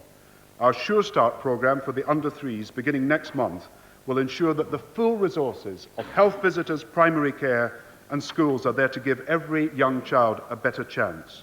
Today we're announcing a new Surestart maternity grant, government offering more help to parents, but in return for parents meeting their responsibilities. Help amounting to £200 will be conditional. It will be linked to keeping appointments for child health advice and child health checkups. When we came into power, 1 child in every 3 in our country was in poverty. With our measures today alone, 700,000 children are being lifted out of poverty. Families with children are better off. Instead of a past that developed only some of the potential of some of our children, the future depends on developing all of the potential of all of our children. And as this budget creates a better deal for those starting out, this budget will today provide a better deal for those who have worked hard all their lives, the elderly. Today I'm announcing new measures that will help all pensioners. Help for those who are poor, for those with incomes above benefit level but who are not wealthy, indeed help for every retired person and every retired couple, taxpayers and non-taxpayers alike. A better deal in the minimum pension guarantee, in the winter allowance and on savings and tax. Now, the government created the minimum income guarantee for pensioners. Today, I can confirm that next April, this minimum guarantee will be increased not just in line with prices, but in line with earnings. As a result of the changes we are making, the minimum income guarantee for the single pensioner will be £78 a week, nearly £500 a year, £10 a week higher than when this government came to office. Pensioner couples will have a minimum income guarantee of over £120 a week, nearly £800 or £16 a week higher than in 1997. As a result of the measures already taken, our cut in VAT on fuel with tougher regulation and the winter allowance, pensioners are saving £108 on their fuel bills. The poorest pensioners have been saving £140. But I can announce today that we are going to do more. The winter allowance is currently paid to all 8 million elderly households at £20. I've decided to raise it to £100 for all 8 million elderly households. And this is not a one-time need or a one-time decision. In future years, the winter allowance will be £100 for all 8 million elderly households. To help the elderly get more out of their savings, I have asked National Savings to issue a new National Savings Pensioners Bond. With the shorter-term deposits that pensioners seek, this new bond will offer the returns that pensioners need. And I have a further improvement, a tax cut for the elderly. I'm announcing a reform that will ensure that a total of 7 million elderly men and women will now be outside the income tax system. For pensioners, I've decided to raise the personal tax allowance in excess of inflation. Single pensioners will not pay any tax till they have an income of £5,720. Older pensioner couples who both use their personal allowances to the full will not now pay tax until they have income above £15,000. 200,000 more pensioners will not have to pay income tax. In total now, 2/3 of pensioners will not pay income tax. Now, taken together, the measures I've already announced add up to an additional £3 billion for the elderly. A better deal for the elderly that makes the typical pensioner household £240 a year better off. To help pay for this, from today, excise duty on tobacco will rise by the normal escalator, 5% above inflation. Organised smuggling, which is now a £1.5 billion a year racket, will not be permitted to undo a policy on cigarettes which successive British governments have adopted for good and urgent health reasons. As the government strengthens its anti-smuggling strategy, we will target new resources to detect, prevent and punish this costly form of organised crime. I have a decision to make on beer and spirits. I've decided to freeze the duty on spirits, on beer and on wine at its current level. There will be no tax rise on alcohol this side of the millennium.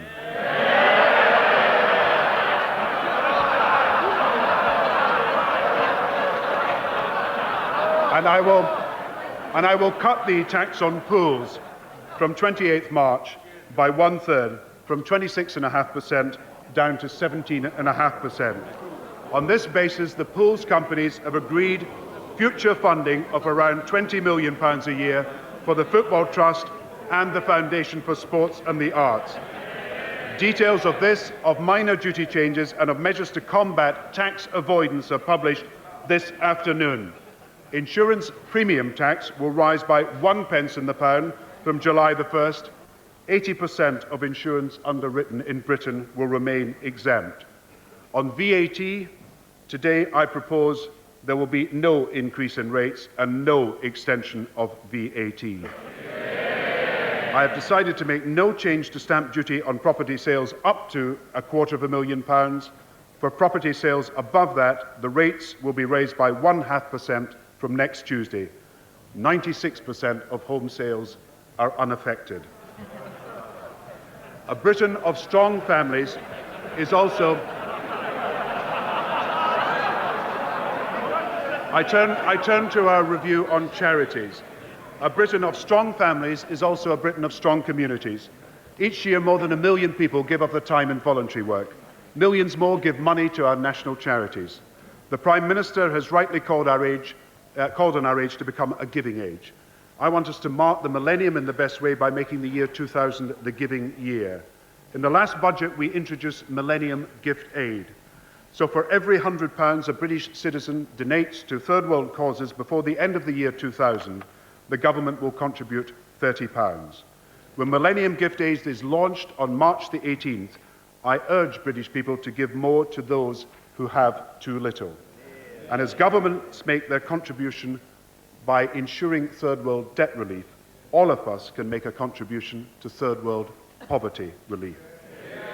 Now today, in our consultation document on tax and charities, we propose extending these tax advantages of Millennium Gift Aid.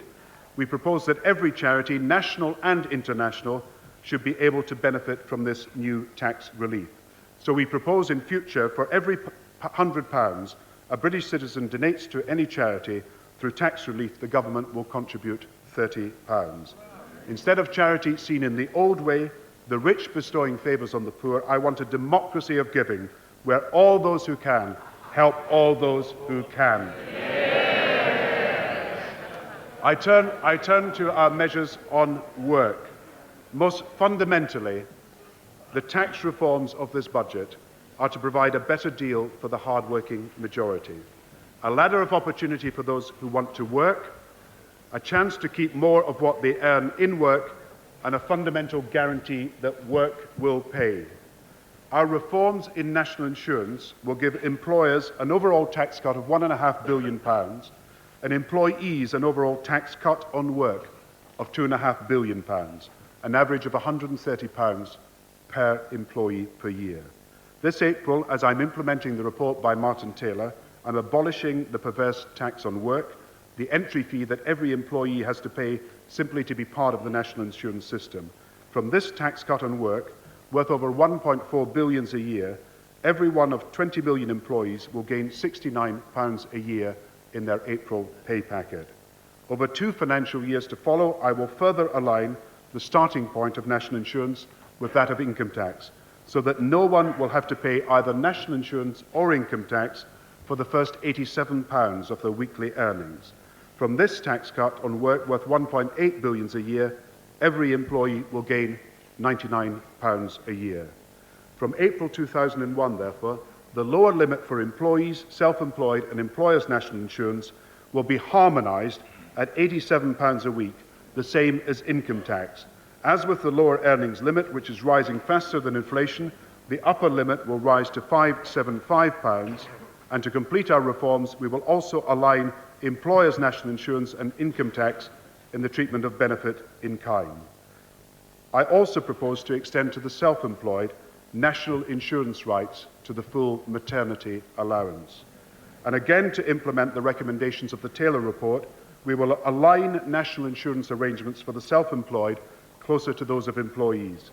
We will reduce the unfair entry fee from £6.35 a week to £2, and we will set the Class 4 threshold at the same point as the personal income tax allowance. I will set contributions at a lower rate than envisaged by the Taylor report at 7%, in contrast with the 10% employees pay. 230,000 young people are now benefiting from the New Deal. Now we must bring in those young unemployed who, for whatever reason, have yet to join. And I say to them, this is our New Deal for 1999. There will be better provision, but there will be tougher conditions. Our responsibility is to offer training and intensive coaching to help young people get jobs. In return, their responsibility is to come into the New Deal, get the skills, and prepare to take a job. We will also help lone parents make the transition into jobs. Benefits will continue when they first start work. For them and others, the Working Families Tax Credit will make work pay more than benefits. Every working family will be guaranteed a minimum income, and it will be introduced in October, not at the previously announced rate of £190 a week, but at £200 a week, more than £10,000 a year. And no income tax will be paid until earnings reach £235 a week. Now, this is a tax cut available to 1.4 million families that will help 3 million children in our country. And I propose that over time we seek to extend this principle. The old tax system we inherited set a personal allowance that failed to ensure that work paid, and also made thousands pay tax even when they were forced to claim benefits. Not just families, but all who work should be guaranteed a minimum income, and this minimum income paid through targeted tax cuts and credits. No one who is in work should in future have to go to the benefits office to receive a living income. So we are going to start in this budget with a minimum income guarantee, a new deal for over 50s returning to work. Nearly 30% of men over 50 are now outside the labour force, twice as many as 20 years ago. We need their talents, and for those unemployed for 6 months or more, we'll create a new employment credit which will guarantee a minimum income of £9,000 a year for their first year back in full-time work, at least £170 a week. And over time, I want this better deal for work to include help with housing costs, not just help with rent, but also help for homeowners going back to work, because taking a job should not put them in danger of losing their homes. Successive governments have lowered mortgage tax relief from 40% to 10% of interest costs, and they have frozen the limits at the first £30,000 of a mortgage. Today, the allowance is worth an average of £2.50 a week. In the last year, mortgage rates have come down significantly, and I now recognise that there is a consensus across this House.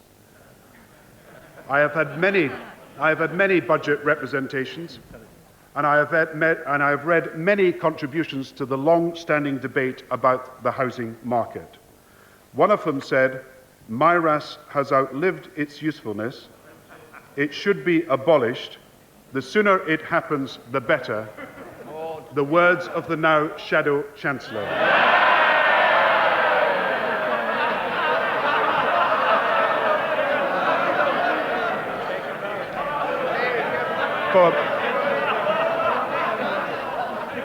Francis Maud nodding on the opposition front bench. As we complete the phasing out of MIRAS, we will ensure that families are better off.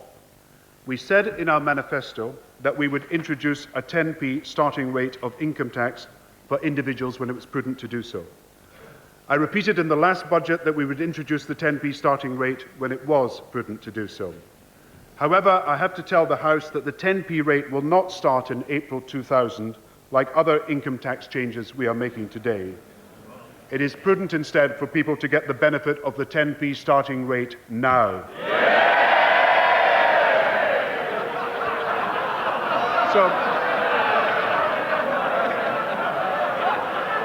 So it will take effect in April 1999, a 10p starting rate on the first £1,500 of income, the lowest starting rate of tax since 1962, and it will be delivered a few weeks today. People will see it in their pay packets in May.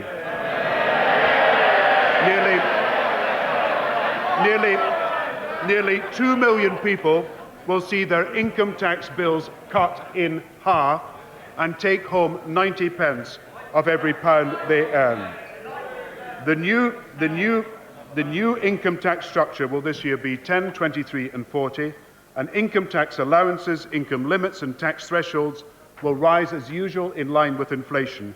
The tax rates on savings will remain unchanged. So this is a budget with a 10p starting rate of income tax, a 10p starting rate of small business tax, a 10p long-term rate for capital gains tax. The maximum small business tax is now down to 20 pence. Corporate tax for big companies is down to...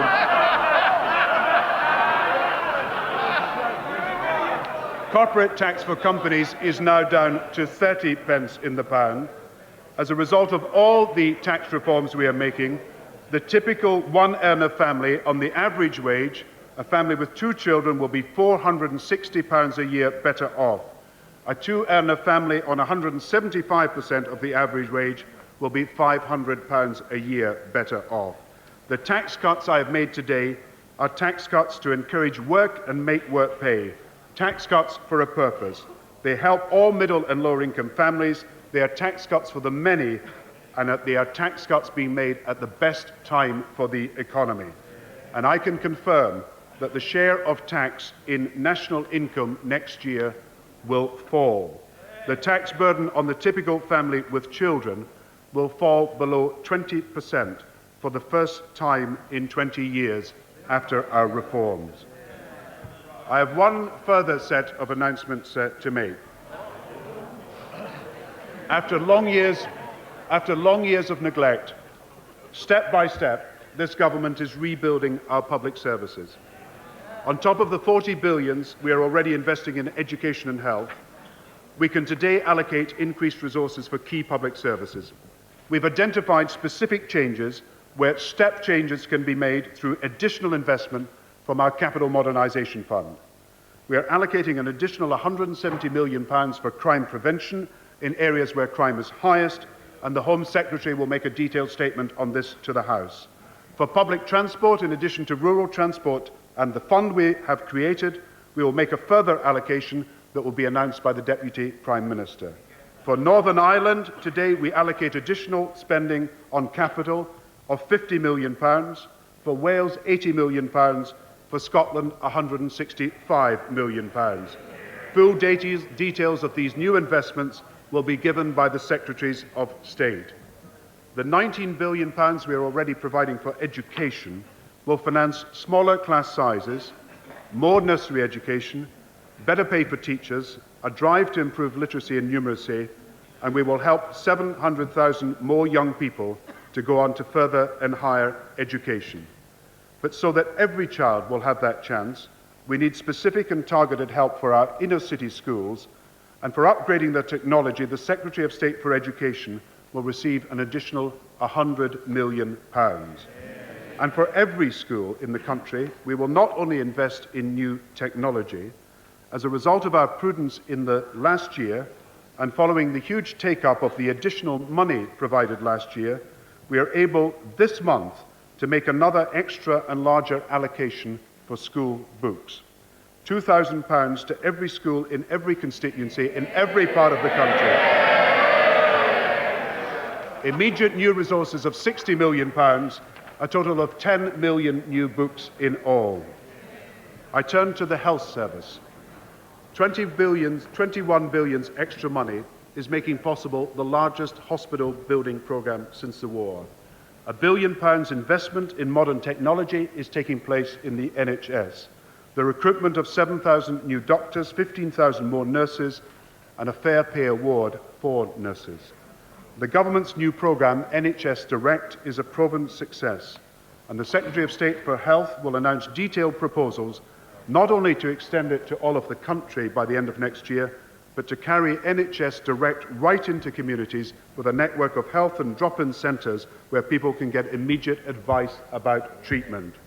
We have already provided additional resources for upgrading 1/3 of all accident and emergency units that need modernisation. Today we can go further to enhance in every part of the United Kingdom the healthcare that people most urgently require. We today make an immediate and additional cash allocation which will be spent in the next 12 months for the upgrading of every single accident and emergency unit which needs it in every part of the country. For this and other improvements which the Secretary of State for Health and those of Scotland, Wales and Northern Ireland will be announcing, I'm providing for the NHS almost £500 million extra investment today.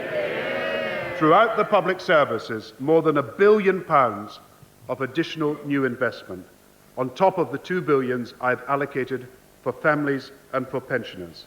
Public services in the months and years ahead, safe in this government's hands. I have one final announcement. We promised to get inflation and interest rates under control, to sort out the public finances, to make this the government of economic competence, and we have. We promised to invest billions more in health and education. We promised we would cut youth unemployment, and we have. And I can confirm to the House that while rebuilding our public service, our prudence in office also enables us to hold to our pledge made at the election not to raise the basic rate of income tax. In fact, to reward work and ensure working families are better off, I will match the new 10p starting rate of income tax this April with a cut from next April in the basic rate of income tax to 22 pence, the lowest rate of tax for 70 years and under this government. Mr. Deputy Speaker, today's budget is a better deal for work, a better deal for the family, a better deal for business. It is for a Britain now united around values of enterprise and fairness. This is a better deal for Britain, and I commend this budget not just to the House but to the country.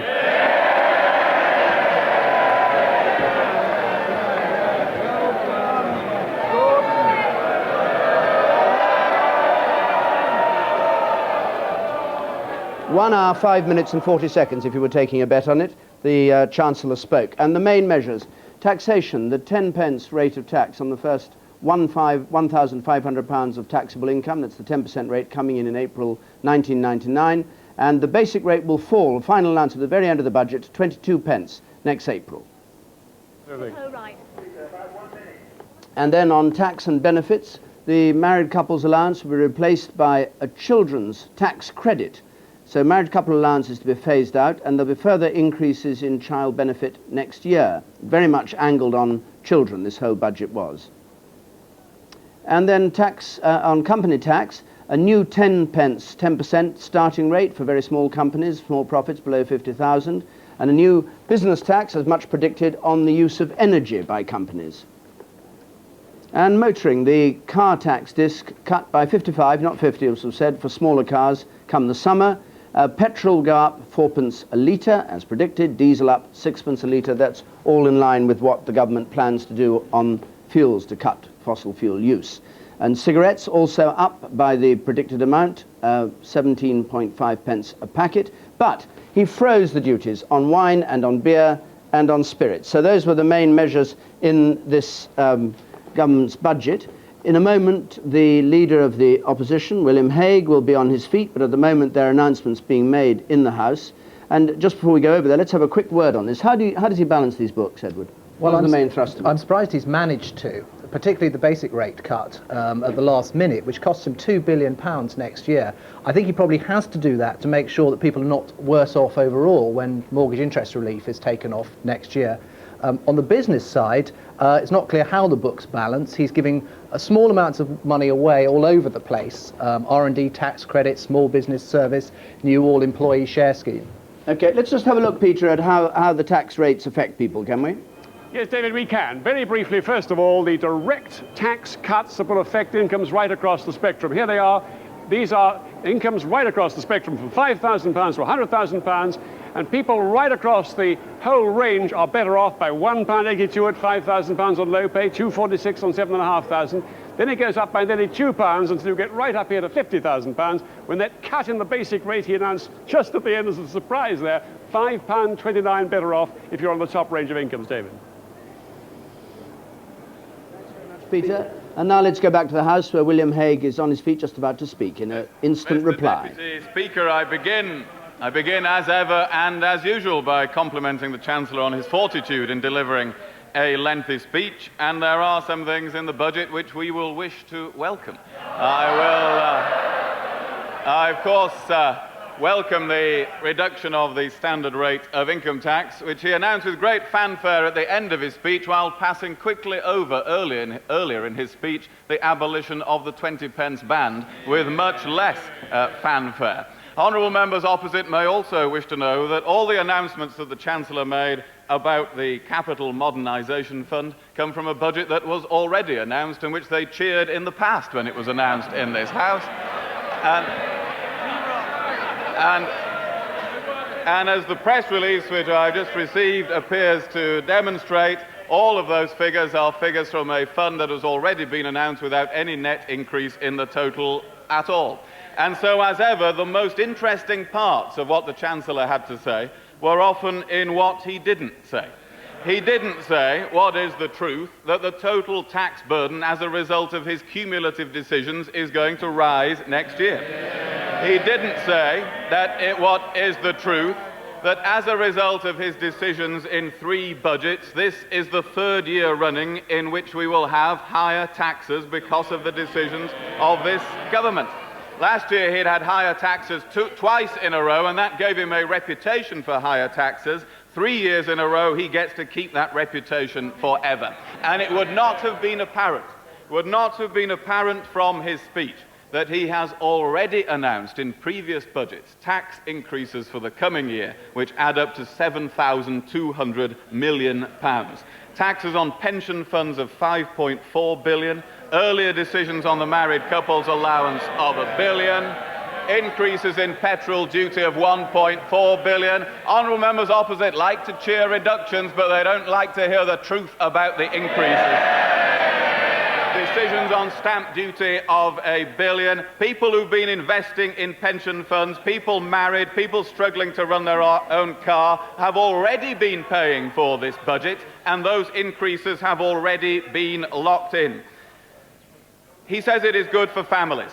It is good for families who don't have a mortgage, who aren't married, who don't run a car, who don't smoke, who don't save for a pension. For a family like that, it's fine. There may even be a family like that somewhere in the country.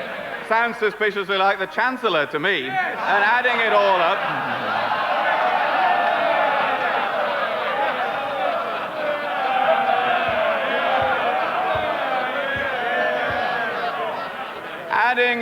up, he has already levied, to which he has made marginal changes today, additional taxes of £1,500 for every taxpayer in the country, increases in income tax in previous budgets that are £200 higher for a typical married couple with a mortgage. And here is the Chancellor now, posing as the man who likes to distribute a few little goodies, when he has imposed for the current year a huge rise in taxation. He is the man who says, here's the man you meet in the pub who says, lend us a fiver and then I'll buy you a drink.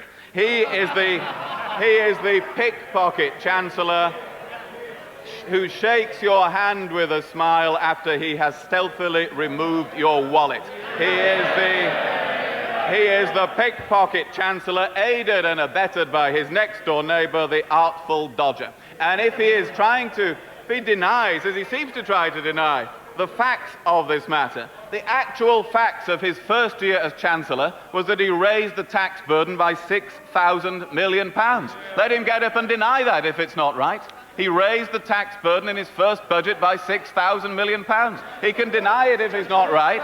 If it is right, he should tell the Prime Minister, because he's only just realised in the last couple of weeks. In the second budget, he raised taxes for this year by £7,900 million. He might have said in his budget speech, what is the total rise in the tax burden as a result of his decisions? He had over an hour. We had a lot of other waffle, but he forgot to mention that. That was the line that he missed out. And it's no good him claiming that taxes are not rising. Last week, the Prime Minister finally let the cat out of the bag. He had denied for months that taxes were rising, but last week he looked down at his folder and accidentally read out the truth. The tax burden, he said, will rise. What a total betrayal from the man who said at the last election there would be no tax increases at all. And the truth after 3 budgets is that the total of taxation is still rising, and the Chancellor didn't have the guts in the budget speech to say so. Nor did he draw attention to other things which have become apparent when you look at the facts that are now emerging and now arriving about the Chancellor's announcements, such as the dramatic fall in the savings ratio in this country. Not only a fall from 11% to 7.5% over the last 2 years, but a fall from his previous forecast from 8%, from 9.25%. To 7.5%. That is what is happening to savings in this country, and he said nothing in this budget about savings, on which the story of this government's policies is an emerging disaster. And he will understand if we say that we need to see the actual information and figures about much of what he has announced. Because he's not only an expert on stealth taxes, he is an expert on giving a stealth speech. Last year, the £3.6 billion hike in corporation tax was described in his speech as a new instalment system of payment for corporation tax, with no reference whatsoever to the tax increase that result. In the previous year, his £5 billion tax on pension funds was described in the pocket budget guide as other taxes to encourage companies to invest. As the Director General of the CBI has said, there is concern about the accumulation of extra costs which have been imposed on business, of which the biggest was actually the corporation tax changes, which were very carefully portrayed as a reduction in tax rates, but were actually a tax increase, exploiting the fact that the number of people in the world who understood dividend tax credits is remarkably few, which allows the Chancellor to raise taxes while appearing to cut them. So who knows what will lie behind some of the seemingly innocuous sentences which he has produced today.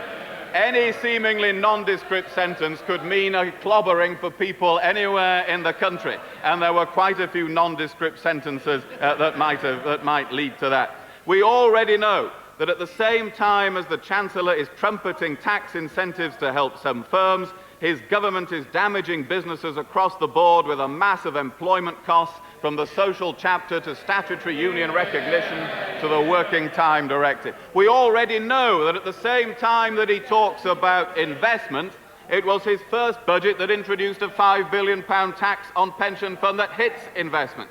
We already know that as the Chancellor claims to be cutting taxes, taxes on people and businesses are soaring. And we already know that this is a government that says one thing and does another, that takes a pound and gives a few pennies back, that cannot be trusted to be straight even on budget day. Last week, the Prime Minister said he wanted our economy to be more like the American economy. Well, 1 week has gone on and the Chancellor makes his budget speech. Where is the American dream? Where is the radical plan to reduce welfare bills? So far, they've added £40 billion to welfare bills. America is cutting its welfare bills. Where is the programme to curb union power? Where is the programme to increase labour market flexibility? The Federation of Small Businesses say, if the government wants to take a leaf out of the American book, it would ensure the small firm sector wasn't suffocated with paperwork. The engineering employers say, he seems to be saying one thing and doing something else. Well, what a surprise. His message is about freeing labour markets, while at the same time your average small engineering company is being buried under a tide of legislation and paper. In the United States, businesses with turnover under $500,000 are usually exempt from the minimum wage. In Florida, it costs $150 to set up a new corporation, whereas in Europe, we have thousands of pages of regulations. In the United States, small businesses flourish because government leaves them alone. Where are the government's measures? Where are the government's measures to implement the American dream the Prime Minister was so proudly talking about last week? But another remarkable part of the Chancellor's speech was the economic forecast on which his whole budget was based. Experts will be astonished that his forecasts for GDP growth remain unchanged from the figures announced last autumn. He forecast 1 to 1.5% growth this year. The upper end of his forecast is 3 times the rate of growth forecast by independent economists published by the Treasury. He forecasts 2.25 to 2.75% growth next year. The consensus of independent experts is 1.8%. And that is the basis of the whole budget. That is the basis of all his calculations, on which even by his own figures in the coming years there will be no repayment of public sector debt at any point in the cycle.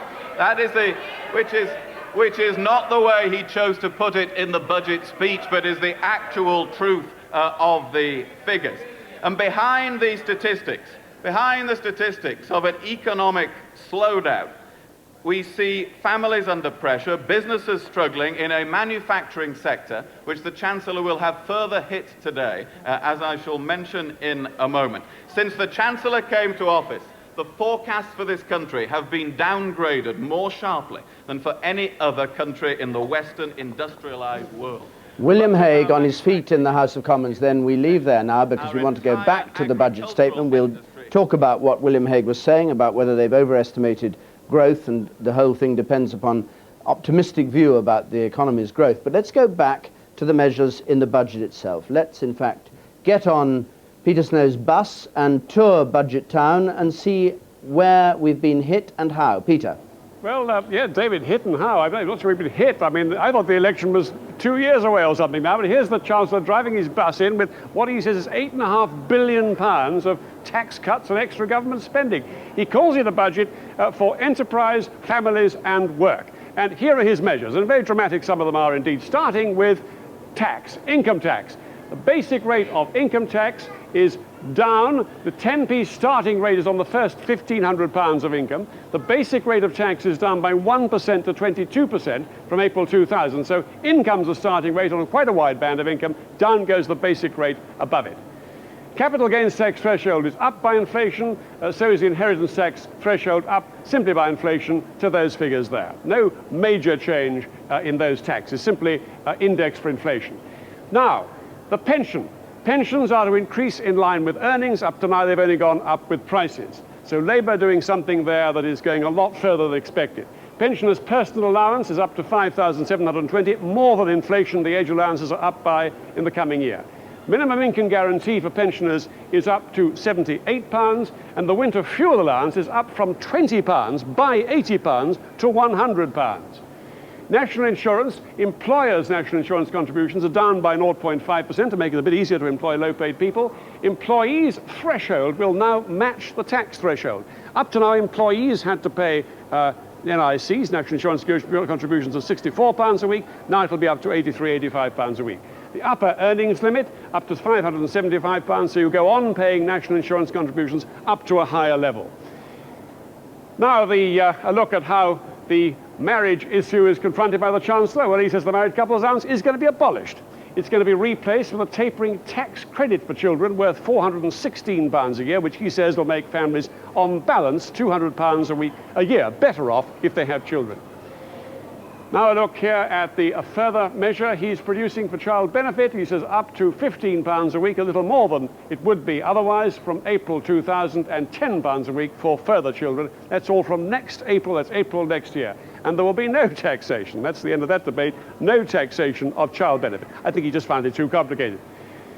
Now along to the petrol station, and the motorist is going to be hammered. Tax this for smaller cars, well, they won't be.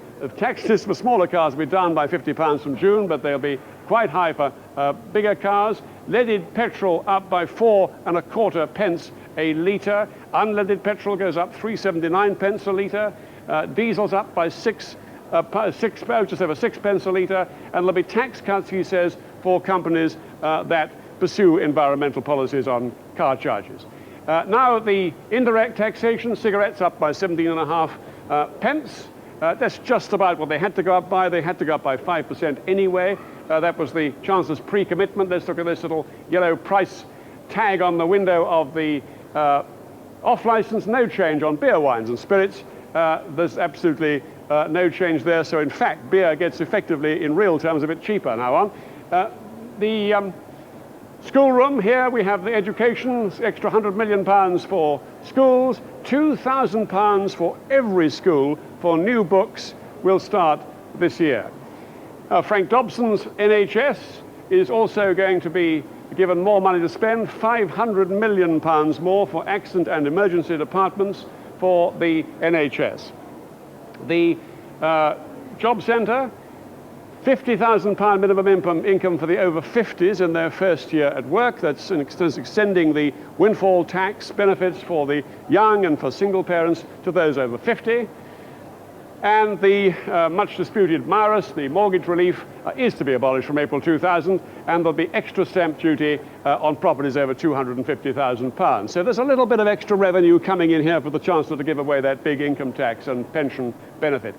A 10% starting rate of corporation tax for new and small businesses in industry. That's to encourage new businesses to start up. £325 million investment incentive for businesses, and most of that will go on R&D, no doubt, but there's also going to be a tax credit for research and development by business.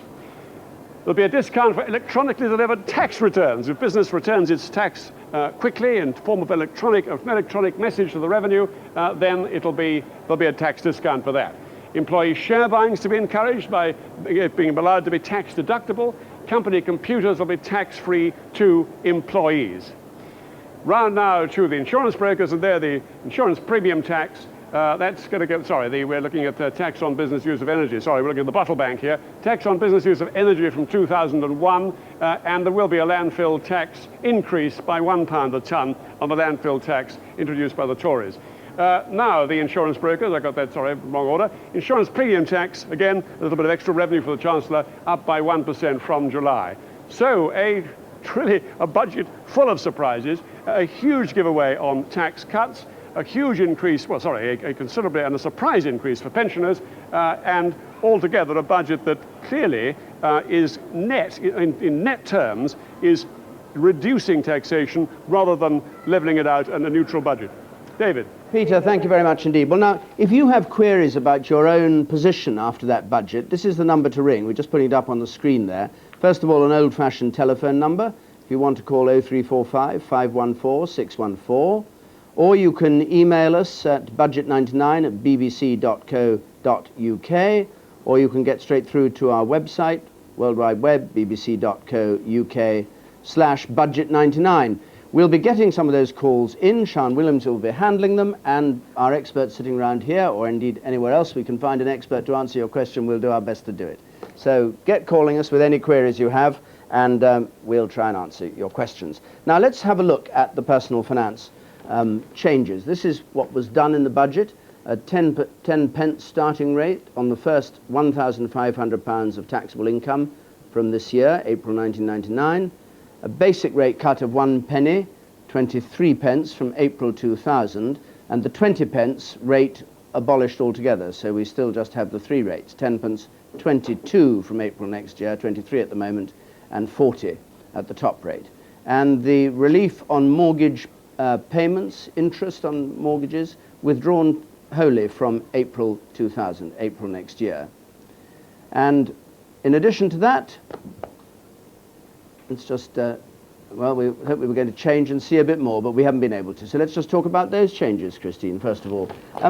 Your overall impression of this, is it a good budget, a giveaway budget for the family, for the individual? Leave aside industry and business and all the rest of it for a moment. It's certainly a good budget for those with younger families, particularly people who perhaps are in riskier jobs. Maybe they are really trying to get back to work by starting their own ventures. So the tax rate for them on corporation tax, that's very good. But talking about the person, a lot of people have expected the 10p rate of tax, and I expect they'll be a little bit cynical, saying, well, where's it being taken away from? Child benefit is very good. There are a lot of people perhaps who don't have young children who really are still trying to prosper, get themselves into work. Let's look at this other change, the married couples allowance, abolished from April 2000, except for pensioners, and instead a children's tax credit from April 2001, a year's gap there. But what will actually happen? How will this operate, do you think? I expect that the children's tax credit will actually be in the form of the notice of coding actually given to somebody instead of the married couples allowance. So it's taking it away from those who don't have school-age children and actually putting it in place for people who've got young children, having to cope with the expense perhaps these days in university costs that's costing. Maybe it's really trying to enforce education, encourage that, really reward those people who do have children and to reward the family. But I think there'll be a lot of people who are saying, but what about me? I think there's people who have brought up their children. There's been a lot said about pensioners, but those really at the very bottom income end, of course they should be helped. The winter allowance being increased so dramatically has helped everybody, not just the £1,200. Yes, I mean, extremely large increase. But what about the measure for increasing the minimum, and I think it wasn't all pensions, was it? I think it was the minimum pension that you could receive in line with wages rather than with prices? I think that'll be very, very welcome because pensioners have had their income increased in line with inflation. Inflation is lower than it used to be, and they're spending their money on different things than just the things that are used to calculate the RPI. So I think that'll be welcome. There's a minimum income guarantee of £78 a week for a single pensioner, and for couples they'll actually have £120 a week total guarantee. Okay, Edward, just dealing with the tax changes, Peter said that there'd be a 50,000, I think that must have been a slight exaggeration, 50,000 for people over 50 going to work as a guarantee. I think it's about 9,000 a year for a number of years. Is that how it works? It sounds as though that's how it's going to work. It's a sort of top-end version of the Working Families Tax Credit. You're going to get a top-up if you're earning up to £9,000 a year to take your income up to that level. There will be a taper to withdraw it above that, but it's to encourage people in their later working years to go back to work and bring their skills back into the market. What actually, I'll come to business in just a moment, but what actually has happened in terms of the individual and the tax take of the Chancellor? Are people actually better off? Should they be throwing their hats in the air? It looks as though a small amount of hat throwing is appropriate here. He has given away about £1 billion this year, about £2 billion the year after, and about £3 billion the year after that. We'll come back and talk about businesses in a minute, but more has gone to the individuals and less has come from business. So overall, he has given away money, so everyone should be a bit better off. And of course, the 10% tax rate, people will find themselves paying 23% much earlier than they otherwise would. So it's not a complete bonanza, the 10% rate. He's been very clever there because he's given it on the first £1,500 of income, which means £150 better off for people right at the bottom. But then because the 20p rate has moved up to 23p, £90 of that gets taken back as you move further up. So actually, further up the income scale, you don't get so much from it. Okay, well, we'll come back to more details in a moment, but let's just have a look before we go down to Cardiff and join Diana Madill, who had business people and TUC people with her there, wondering what was going to be in the budget. This is what has been announced, or these are the key measures. A 10% starting rate of corporation tax for smallest companies, that's ones with under £50,000 of profit, from April. New tax relief for employee share ownership schemes, encouraging everybody in a company to take shares, and that you're able to set it against your income tax when you take the share, and employers are able to provide shares as well at the same time. And a new tax credit for research and development for small and new companies. And then in addition to that, tax on the business use of energy from April 2001. That was thought to be rather a difficult thing to put through. He says he's balancing that, though, with an employer's national insurance contribution cut. That's what the employers pay for every person they employ, to 11.7% from April 2001. So that's an outline of some of the key measures. What do they think of it down in Cardiff? Diana, let's join you. Well, Gordon Brown did say that he wanted to champion the cause of small businesses. The three sisters to my left run a pie company in Cardiff. Do you think this budget will help you, Lulu? Yes, I think it's a positive move towards helping new businesses, and the new tax break will give us the opportunity to buy the new van that we need, a computer and other essential equipment. Because you're a very new company, aren't you? Yeah, we've only been around now for 4 months, but you know, we're trying to build up as much as we can, obviously. And what about the help for research and development and buying new equipment? Do you think that applies to you? Yeah, absolutely, yeah. I mean, whatever help we can get, we really need. Yeah, absolutely, absolutely. I mean, we're total beginners at this, and whatever help is given to us is going to be a real help and a real bonus. But Sonia, do you suspect that he gives with one hand and takes away with the other? Yeah. A few of the points, the fuel. The fuel is the bad one? Yeah, for us. There's been quite a lot of murmurings about fuel and petrol prices, diesel and so on. Why is that particularly important to you? Well, the delivery service that we offer, obviously the price is going to be going on to that. So that's one thing to watch out for. Let's turn to Ashley Kindred, who's from Panasonic. Panasonic employing 2,000 people in Cardiff. Is it a budget for the big business, the big industry as well? Well, we welcome the R&D tax credit, but really what we want is a sterling Deutschmark rate of about 2 Deutschmark 70 to the pound, so we can export. The pound's too strong for you? Far too strong. We want low Deutschmark. And there was nothing to reduce the value of the pound in that particular budget? No, it certainly wasn't. We think fairly level for us. Anything to do with the environment and tax that helps you or not? Not from what I saw there, no. So you're really none the better off? No. None the better off with big industry. Lisa O'Donovan, you've been training in computers. Computers have been talked about very much in this budget. Does it help you, do you think, in practice? Yes, I think it's an excellent initiative for the whole of the public. I hope as well, along with these measures, that there will be consideration given to extra childcare facilities along with these training places. And you would like more coming from the Chancellor on childcare? Certainly, yes. And we spoke to you earlier about education. Do you feel that the computers in schools is going to help out, Andy? Obviously, I'm quite excited about it because computers are the way forward nowadays. But I just hope the government don't drag their feet and they do get the computers into the school as quickly as possible. People like Sally here on my right-hand side, she needs the computers now if she's going to benefit long-term. Do you see them coming your way, Sally? Do you feel after what Gordon Brown said?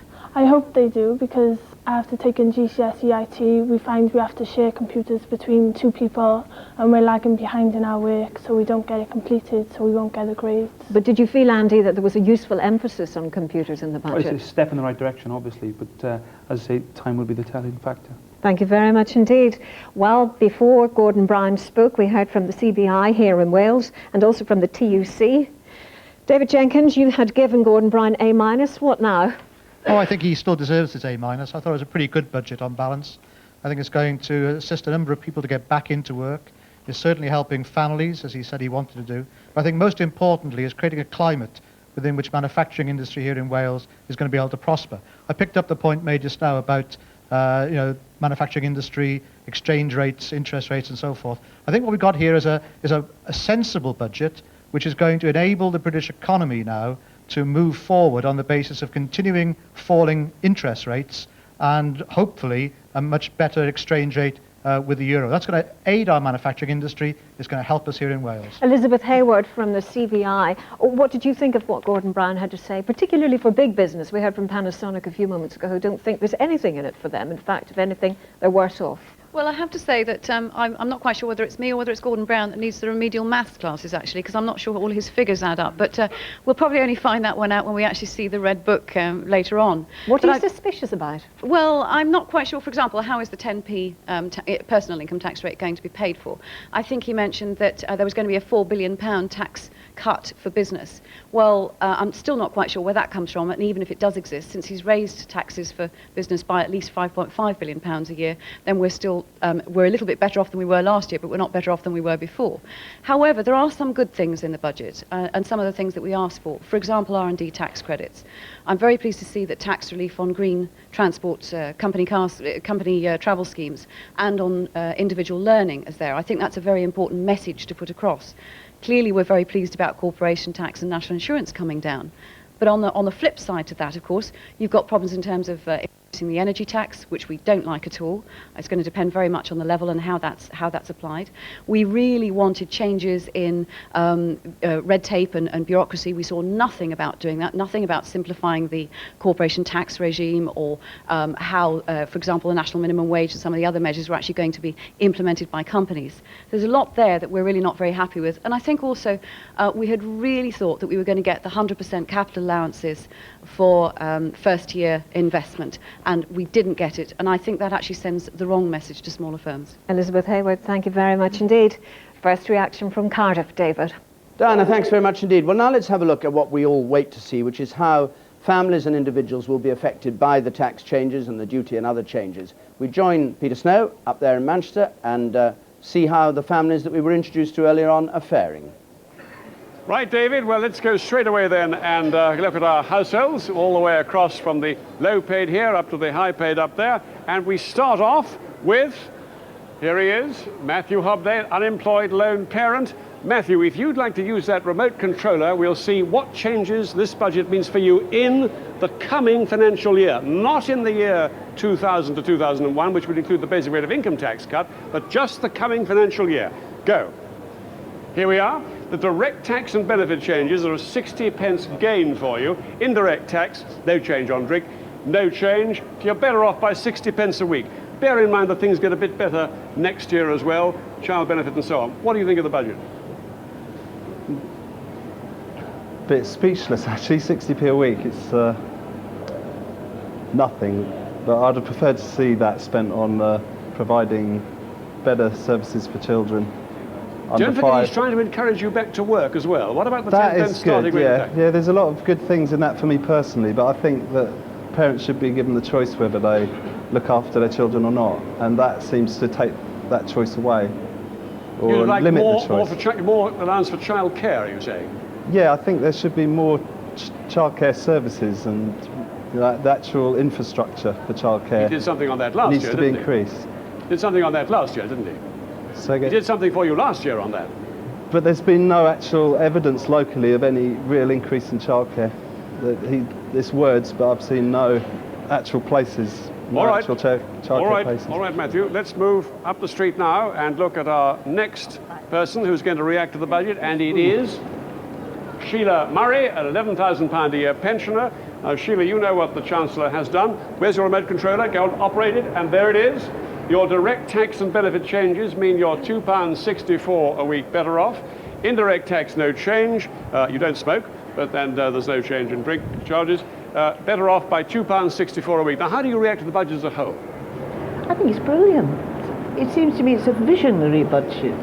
Of course, I'm delighted not for myself, but for all those pensioners who fought and struggled so hard, particularly for the fact that in future increases in pensions are going to be in line with earnings. That's something that we fought for years and years and years. It was taken away in the 1980s, but there are a whole lot of things. The winter fuel payment, I'm delighted, but at the same time, the whole impression of the budget is it's a forward-looking budget. You know, with education for life and the computers, everybody's going to have a computer, all sorts of things. It's a forward-looking budget, and I'm delighted. You like it? I'm very sorry, yes, for oh yes, I do. Yes. You like it? Let's move on. I more than like it. All right, let's move on. Here we have now our first family with 3 children, and it is the family of Derek and Julie Hardman. They're on £10,000 a year, roughly half average earnings. Okay, Derek, would you press the button? And that's the change for you in this budget in the coming financial year, not the one beyond that when the income tax rate changes. It's £2 gain for you.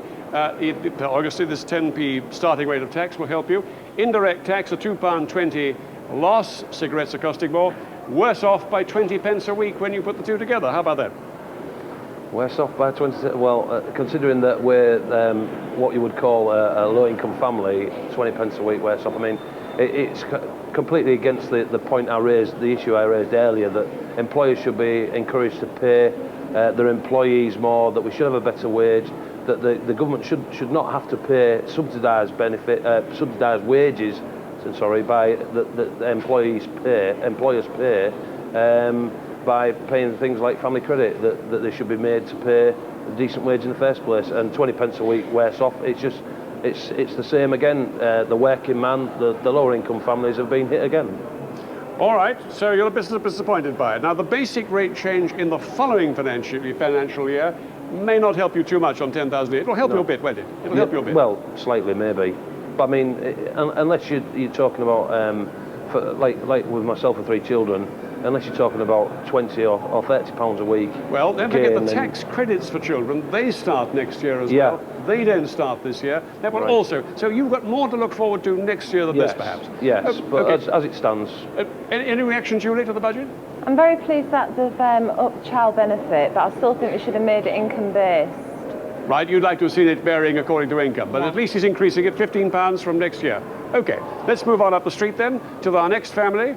Here we are. We have a family with 1 child this time, and it is family of Errol and Manola Burrell, £25,000 a year. Go with it, Errol, and that is the way the budget affects your standard of living in the next financial year. £4.79 gain. Again, the new starting rate of income tax, the raising of allowances and so on. Indirect tax, £2.80 loss, probably the smoking Manola, and £1.99 better off over a week. What do you think of that? I'm very pleased with the budget, to tell the truth. He's been very imaginative, especially on small business, as well as the pensioners. He seems to have given money right across the board. Maybe some people on the low earners have missed out, but I think next year they'll see that filter through. Yeah, you're roughly on average earnings, so something like, what, a £10,000 band of basic rate will come down by a penny, so you'll be that much better off. Yeah, it will start to filter through. £100 or so a year? Yeah. But I would like to have seen him, I might get my head ripped off for this, but I would like to have seen him abolish child benefit for high income earners, definitely. I see, would you? All right. Yes, definitely. What do you think about Manola? I was quite pleasantly surprised by the budget. I think he's done a lot of good things. I know people aren't going to see the benefits of it initially, but like Errol said, in the coming years, after the year 2000, they will You're going to stop smoking? I am going to stop smoking, yeah. Indirect. How many do you smoke a week? How many packs a week do you smoke? I smoke about 20 cigarettes a day, so it's enough. You could be better off by a little more a week if you stop smoking. Okay, let's move up the street a bit further then, and here we have next family, a bit better off this time, on a £50,000 a year income, Phillip and Carol Eckles. Phillip, there we go, you're pressing the remote controller, and that's the change that this budget means for you in the coming financial year. Direct tax and benefits, a £13.33 loss. Now, that is largely accounted for, that big loss there, to match against the fact that you've got a 10p starting rate of tax, by the fact that company car charges have been massively increased. So you're losing because you drive a company car. Indirect tax, £2.20 loss. You're worse off by £15.53 a week. How about that? Yes, on the it's a big issue with the company cars because small business owners still have to drive company cars. And the petrol, 6p on a litre of diesel, is going to affect me in a big way. It's good on the corporation tax for small businesses that it's down to 10%, which will be a big help. But I do a lot of mileage in a diesel car, so that's going to affect me in a big way. Carol, how do you feel about the budget? In general, I think it was a very good budget, definitely on a personal level for the family. Even though you're worse off? We're worse off, yes. Well, but I think most of that is by the car, really, which is not ideal, but I presume the government did it partly for environmental reasons and also because I think they want to stop some companies that people use bigger cars when maybe they shouldn't be using them. So. Okay. Right up the street now to the last of our families in the rather smart house at the end of the street. There they are, a couple on £100,000 a year. It's Russell and June Luckock. Would you activate your remote controller? And there it goes. Direct tax and benefits mean you have a £14.51 loss, Russell and June, and that's again largely company car charges. Indirect tax to 69p loss. You don't smoke, do you? You drink a bit. Yeah, well, that wouldn't be affected. Yes, okay. And you're worse off by £15.21 a week. Well, now, what do you make of that?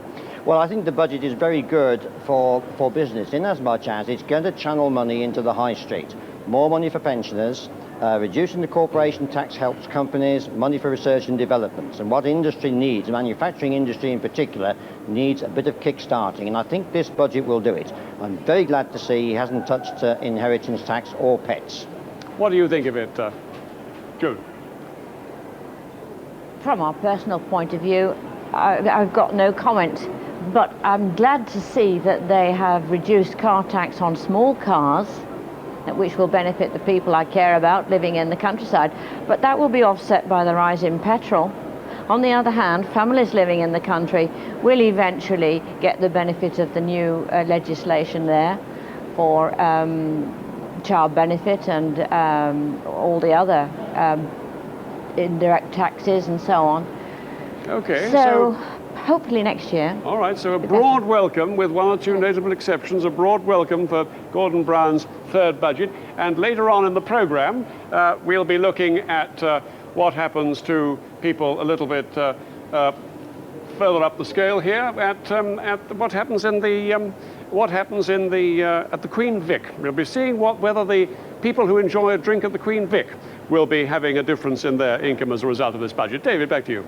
So an EastEnders view to come. Let's now get some reaction that we've had on emails and other methods of communication. Sian Williams is there at the desk. Sian, what have you had in? What do people want to know about? Well, a lot of people want to know about what's happening with motoring charges, with the petrol going up by 4p a litre and diesel going up by 6p a litre.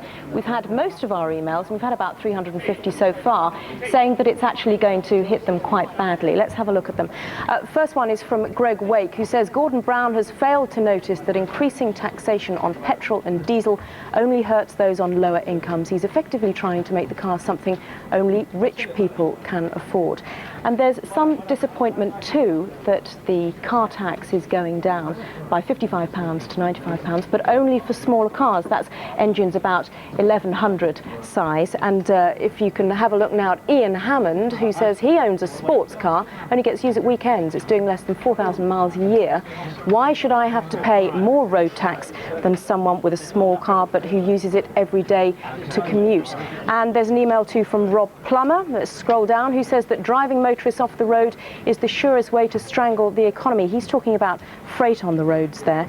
Now, there's some praise for the Chancellor as well, because Chris Swain from Southcote says if Gordon Brown ever comes to Reading, he can be sure of a free pint. Well, Chris will be delighted that the tax on alcohol has been frozen, for sure. He says, I gasped and the cat leapt out of my lap when he announced the increased winter payments to pensioners from £20 to £100, and also, of course, he'll be delighted that the personal allowance for pensioners is up.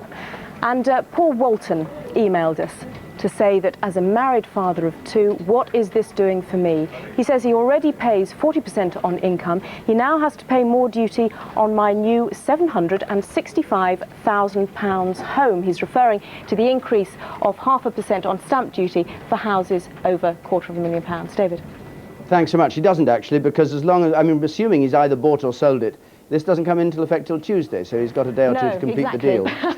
Not long though, is it? Yeah, if he's selling or buying, I don't know what he's doing. If it's a new home, he's buying it, so he's all right. Anyway, let's talk about the motoring and fuel charges and costs and all the rest. Does it hit the motorist as hard as Greg was saying? Well, he's locked in a lot of the fuel duty increases already into his projections. He gets £23 billion a year from fuel duties. So tinkering around with vehicle excise duty really doesn't do much, because the average motorist is already paying £500 in tax a year through his petrol. And that's just for a 7,000 mile a year ordinary motorist, leaving aside the business motorist. But what about this bloke who has a sports car that he only drives at weekends, 4,000 miles a year? Well, the vehicle excise duty is really quite low by international standards. In Ireland and Holland, duties go up to £700 and £900 just to keep a car. So actually, we're not doing too badly by international standards on the tax. You could do it all through petrol duty if you wanted to. You could do it all through petrol duty. Yeah. Any comments on motoring, Bridget? For the sports car chap, he should be getting a special insurance deal. You can get special insurance deals for that, which would help him. So there's a recommendation for him. But I think that the bigger question here is this question of what does the Chancellor actually want motorists to do? Is he going to make sure that they actually drive less by making these what is building up to a fairly swingeing actually attack on motorists, and also he's going to follow that up by the company car changes, which we don't yet know the detail of, It's supposed to be revenue neutral, but we don't know how that's going to work either. There's a lot of moving around of the tax burden that's going on here, and the people that are being hit are the people up the distribution ladder. This is a redistributive budget. I don't think there's any doubt about that. Just a reminder of what's happening on motoring. The car tax disc is going to be cut to 100 for small cars, 1,100cc from June. Petrol goes up straight away by 4p a litre and diesel up by 6p a litre. So come to the company cars then. What's the position if you have a company car? At the moment, your company car, you're taxed on 35% of the list price. So basically they calculate 35% of the list price. If you do less than 2,500 miles, you pay the full tax at your highest rate on that. Between 2,500 and 18,000 miles, it's reduced by a third. And if your car is nearly 4 years old, or in the year it becomes 4 years old, you actually have quite a reduction there as well. And what are they going to do to that? They're basically going to take away the mileage effect, so they're not going to encourage people to drive around the motorways to do more mileage, but we don't know how that's going to be done. And charge a pound more. I think the point that hasn't been made yet is that people that live in rural areas actually have to do an awful lot of mileage, even ferrying their kids back and forth from school. They do use a lot of fuel doing that. Unless everyone's driving around on city diesel, which perhaps they should be doing now, it's going to affect those people, not the people that are driving in cities who are doing less mileage. Let's just deal with the other thing Peter Snow was showing with all his families there. I mean, as always with the budget, it all sounds terrific, as if it's tax cuts all round and bread and honey for tea. And when we actually went through those families, there was nobody there who was benefiting very much. I mean, the pensioners getting their the minimum income raised and tied to earnings in future. But apart from that, most of those families were worse off. Well, I think there's 2 points, but there's 2 points about that. One is that the sort of changes that he's announcing are phased in over the year 2000 and year 2001. And for example, the children's tax credit doesn't come in until April 2001. So it's a bit like last year. If you actually look at the immediate impact, there's really very little in it. When you look forward, it gets bigger. So that's the first point. But the second point is very much that it is giving with one hand and taking back with the other hand. Giving some tax breaks here, but then abolishing the married couples allowance there. And so there's an awful lot of trading off going on. But how confident can you be in changes that are promised for 12 months from now, 24 months from now, that things won't have changed, the economy won't have been battered in some way, and he won't be able to deliver it all? Well, on the whole, over the last 2 or 3 years, not just this government, but actually the last one as well, we've seen increasingly these changes being announced to take place in a year's time or 2 years' time. And that's actually been, on the whole, going through. That's what's been happening. I'd like to turn to the economy as a whole and what the Chancellor announced, and talk to Peter Jay, who's joined us, the economics editor of the BBC. Let's just have a look at what the Chancellor said. This was his forecast for 1999 to 2001. Remember, these figures of the inflation and growth in the economy are all the things that have to come out right for him to deliver what he's promised. 2.5% inflation running for the next 2 years, a growth forecast between 1 and 1.5% in the coming year, and 2.25 to 2.75, and then rising 2.75 to 3.25 in 2001, rather more than people in the city have been forecasting. Goldman Sachs, for instance, was below that. So that's the general position. And public borrowing, here are the figures, the key amount that the government borrows. They borrow minus $1 billion, that's to say they may have $1 billion surplus in 98-99, and then the borrowing runs 3, 3, 1, and 3. So there's steady public borrowing of around just under the $3 billion mark on average over the 4 years. So that's his view of the economy as a whole. Now, Peter, what do you interpret as the Chancellor's attitude to the economy, and how he thinks it's going, and why he thinks he can do the things he's announced? Well, I think partly his attitude to the economy is that he's got his fingers crossed. He's handed over the steering wheel in the short-term sense to the Bank of England, and there is, to switch the metaphor, a bit of a ghost at the feast.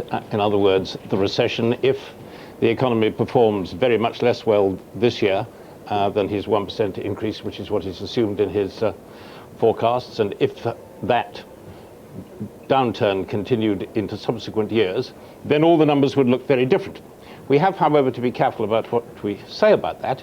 It doesn't follow that because the numbers would all look different, that therefore there would have to be crisis increases in taxes or crisis cuts in spending, because if you're in a real recession or depression, it becomes appropriate to have much deeper deficits in order to prevent the economy going even deeper down.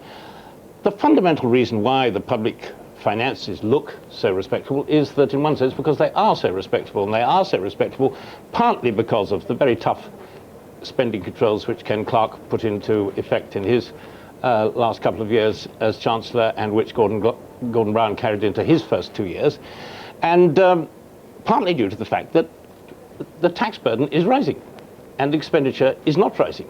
If you listen to the budget, you might have thought that spending was being increased left, right and centre, and that tax rates and taxes were coming down. If you actually look at the tables, the little charts right at the very end of the Magic Red Book where the real numbers are, you find that the tax burden, it's not very high by historical standards, but it is rising, and it is going to reach about 37% next year, which is higher than it's been in recent years, though lower than it was even in Nigel Lawson's period, let alone earlier years, and then level off at that level. So that helps the Chancellor to keep his budget balance in balance. Secondly, expenditure, which is the other important table at the end here, is actually falling and then stabilizing as a percentage of the GDP, far from increasing. That helps the Chancellor a great deal. And one of the things about the numbers we all talk about is that the numbers are absolutely tiny. He gave away £6 billion today, if you like, of which he gave away £4 billion in taxes. That is a great deal less than 1% of GNP. That's why when you look at Peter Snow's families, you find that nobody is very much affected because the numbers are so small. I want to bring in Justin Urquhart-Stewart at Barclays Stockbrokers. Now, you had a chance to listen and absorb that budget. Do you agree with what Peter J. is saying about it? Well, precisely so. It is absolutely fundamental, though, that these forecast figures are actually reached. We're currently looking at a growth figure of about 0.6% for the year, and yet if we're expecting to get to 1.5%, that does mean the second half of this year has really got to show really quite some considerable increase. Otherwise, we are going to have to fund this in alternative ways. But there are some very positive elements in here, which I think he must be congratulated on. We were looking for not just the confidence that he was going to continue with the financial controls and constraints he's got, but particularly with regard to smaller company corporation tax regime. I think there's some initiatives there which I think he should be congratulated on. For the private investor, I think actually very interesting indeed. Life could have been very considerably worse about the capital gains tax and inheritance tax, and particularly those share option schemes where you could buy shares in your own company before paying tax on it. That could be extremely attractive to many investors. What about bigger companies? Do you think they're being clobbered with the energy tax, for instance, that's due? Well, I think any company that didn't realise that that was going to be coming over the next few years hasn't been paying attention to the general environmental issues that have been happening. Certainly there have been one or two companies that have been squealing already. Didn't take very long for the British Airports Authority to put out a paper saying that they were unaware of anything that may be looked into with regard to competition for airports, and no doubt the utilities will be looking very carefully at their competition issues as well. Bridget Roosevelt, do you agree with what Justin's saying about the sort of general effect on the economy being benign? I think that on balance it's probably neutral rather than benign. I mean, there's just, as Peter was saying earlier, the numbers here are not very big, but I do think that there's a lot more sort of downside for the business sector than we've really got a grip on yet. Not only that there's a lot of form filling in all of this, that I think that, I mean, Justin's absolutely right, that anybody didn't realise there was something coming on climate and emissions is bananas, but on the other hand, you know, exactly how is this going to work? What are people in fact going to be taxed on? He says he's going to implement the Marshall Scheme. The Marshall Scheme is very thin on detail.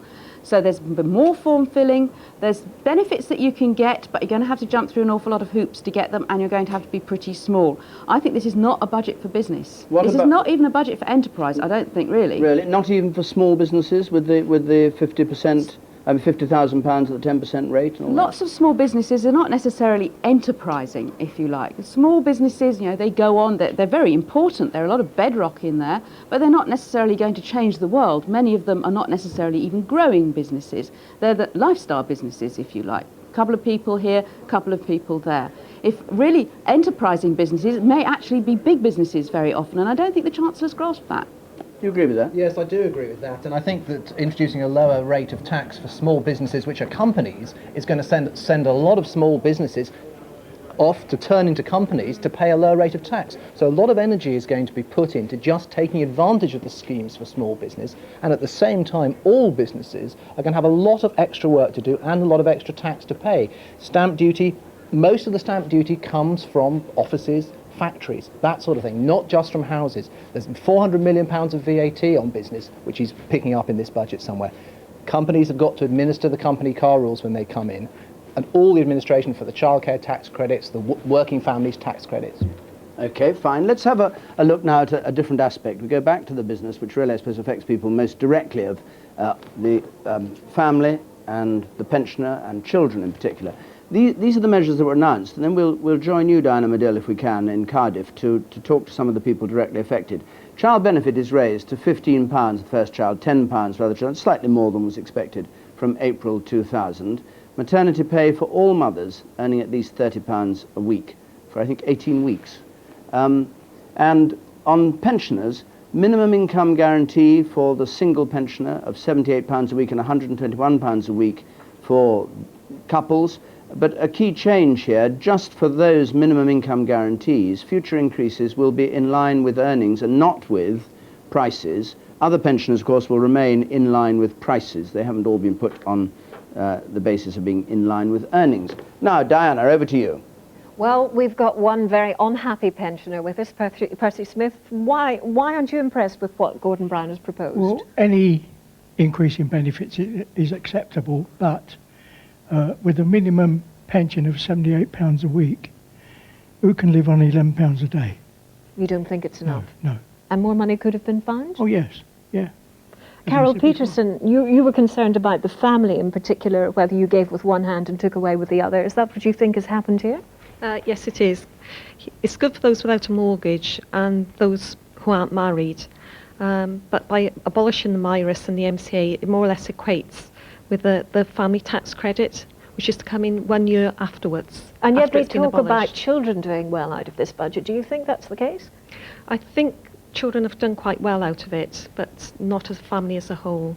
Greta Albinus, what do you think of what's been proposed? I think it's obviously been a very good budget for working families, but my concern is with those families that are unable to work or decide for their own reasons to stay at home and bring up their children. And I haven't seen any measures done to help them. And also nothing has been furthered with the childcare issue. What would you have liked to have seen? I'd like to have seen definitely money put aside to subsidise childcare. And I would have liked to have seen an increase in the threshold for people's earnings on income support from £15 up to a higher rate. Now, Sean O'Donovan, you were talking about a 10 pence in the pound income tax rate. That's been introduced. You're pleased with that? It's a step in the right direction, but I think the threshold should have been much larger. I will benefit personally from this, but I'm concerned about people who have a ratio of the benefits system and low-paid jobs. I don't think there's a lot between the two, and people need to get back to work to feel good in themselves. Sean, thank you very much indeed. A lot of concern here also about the transport and particularly the hikes in petrol prices. Julian Rosser joins us from Friends of the Earth. You wanted to see the prices go up because you wanted to save the environment, but have they gone up enough?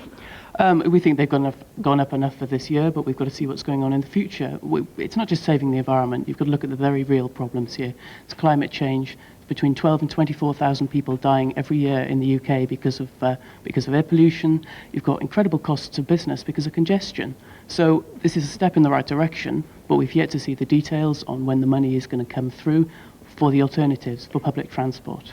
Tricia Emery, you can see the costs already mounting on your business. You have fleet vans, you also have company cars. A lot of problems on the way.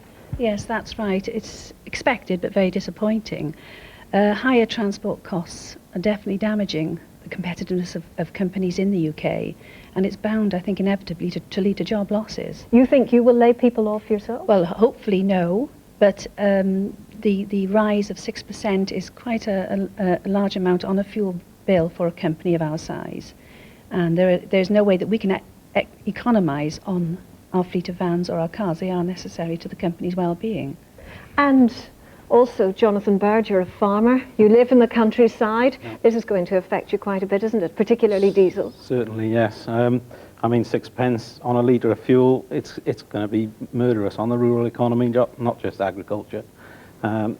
Everyone has to get to the town to buy or sell their produce. There's no rural transport network. 20% of nothing is nothing.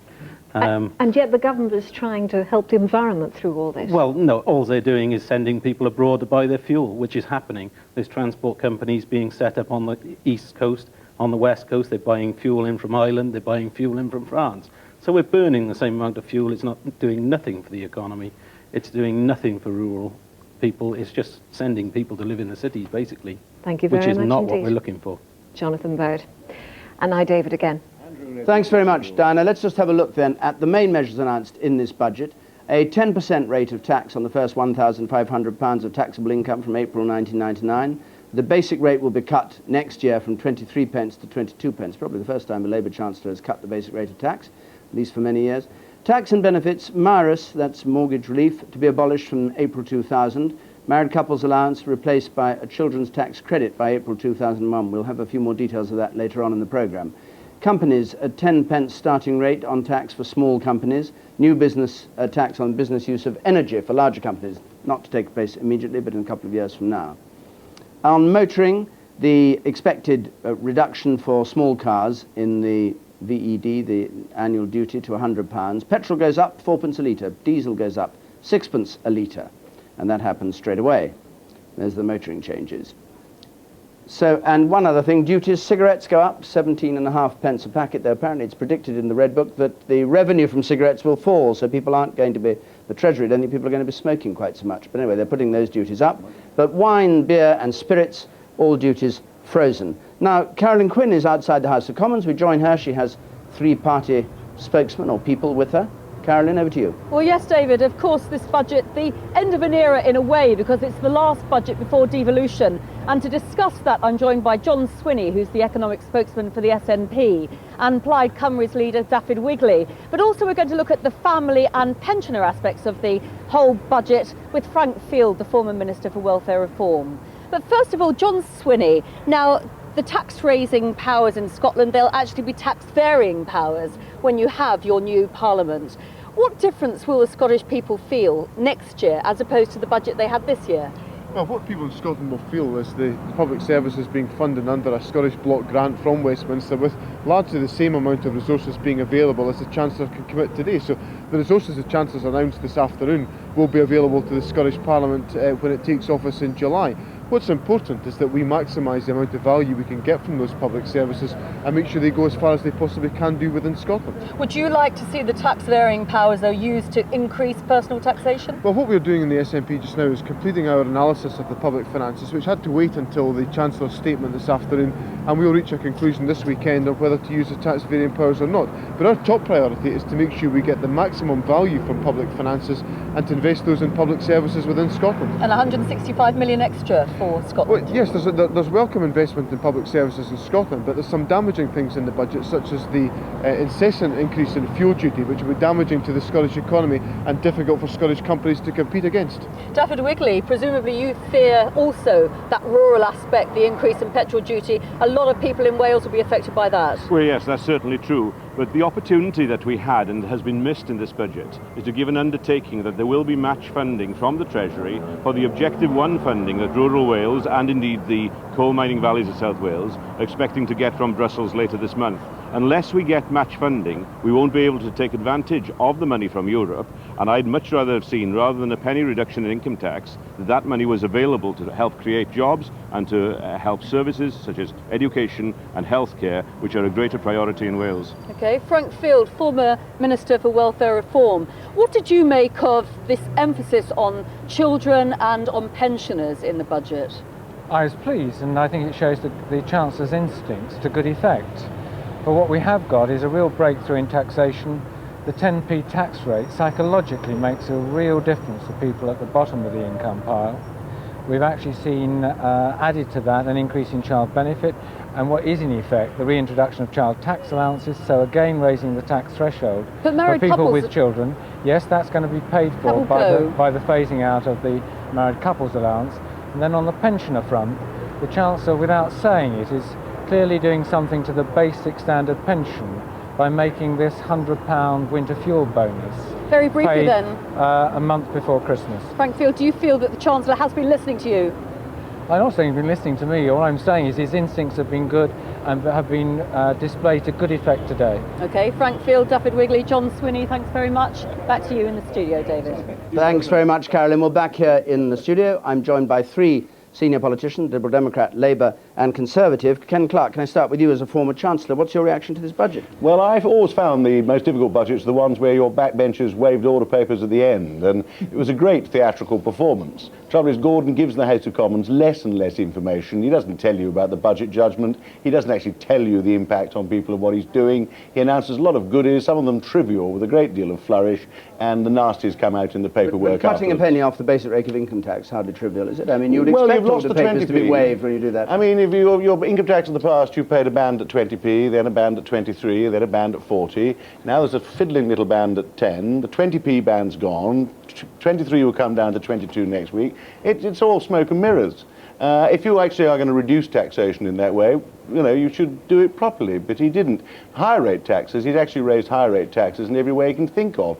The simplest way to do it is to put it up if you're going to do it, but actually he has found all kinds of elaborate ways of increasing the burden on people of 40p. I won't go on, but what we had was that bundle of an accountant's dream of measures for small business, research and development, and all the rest of it. I mean, everybody's now going to be turning their self-employed business into a small company to avoid the higher national insurance, get the lower rate of corporation tax. Accountants will love a bit of it. Meanwhile, the real economy's flat.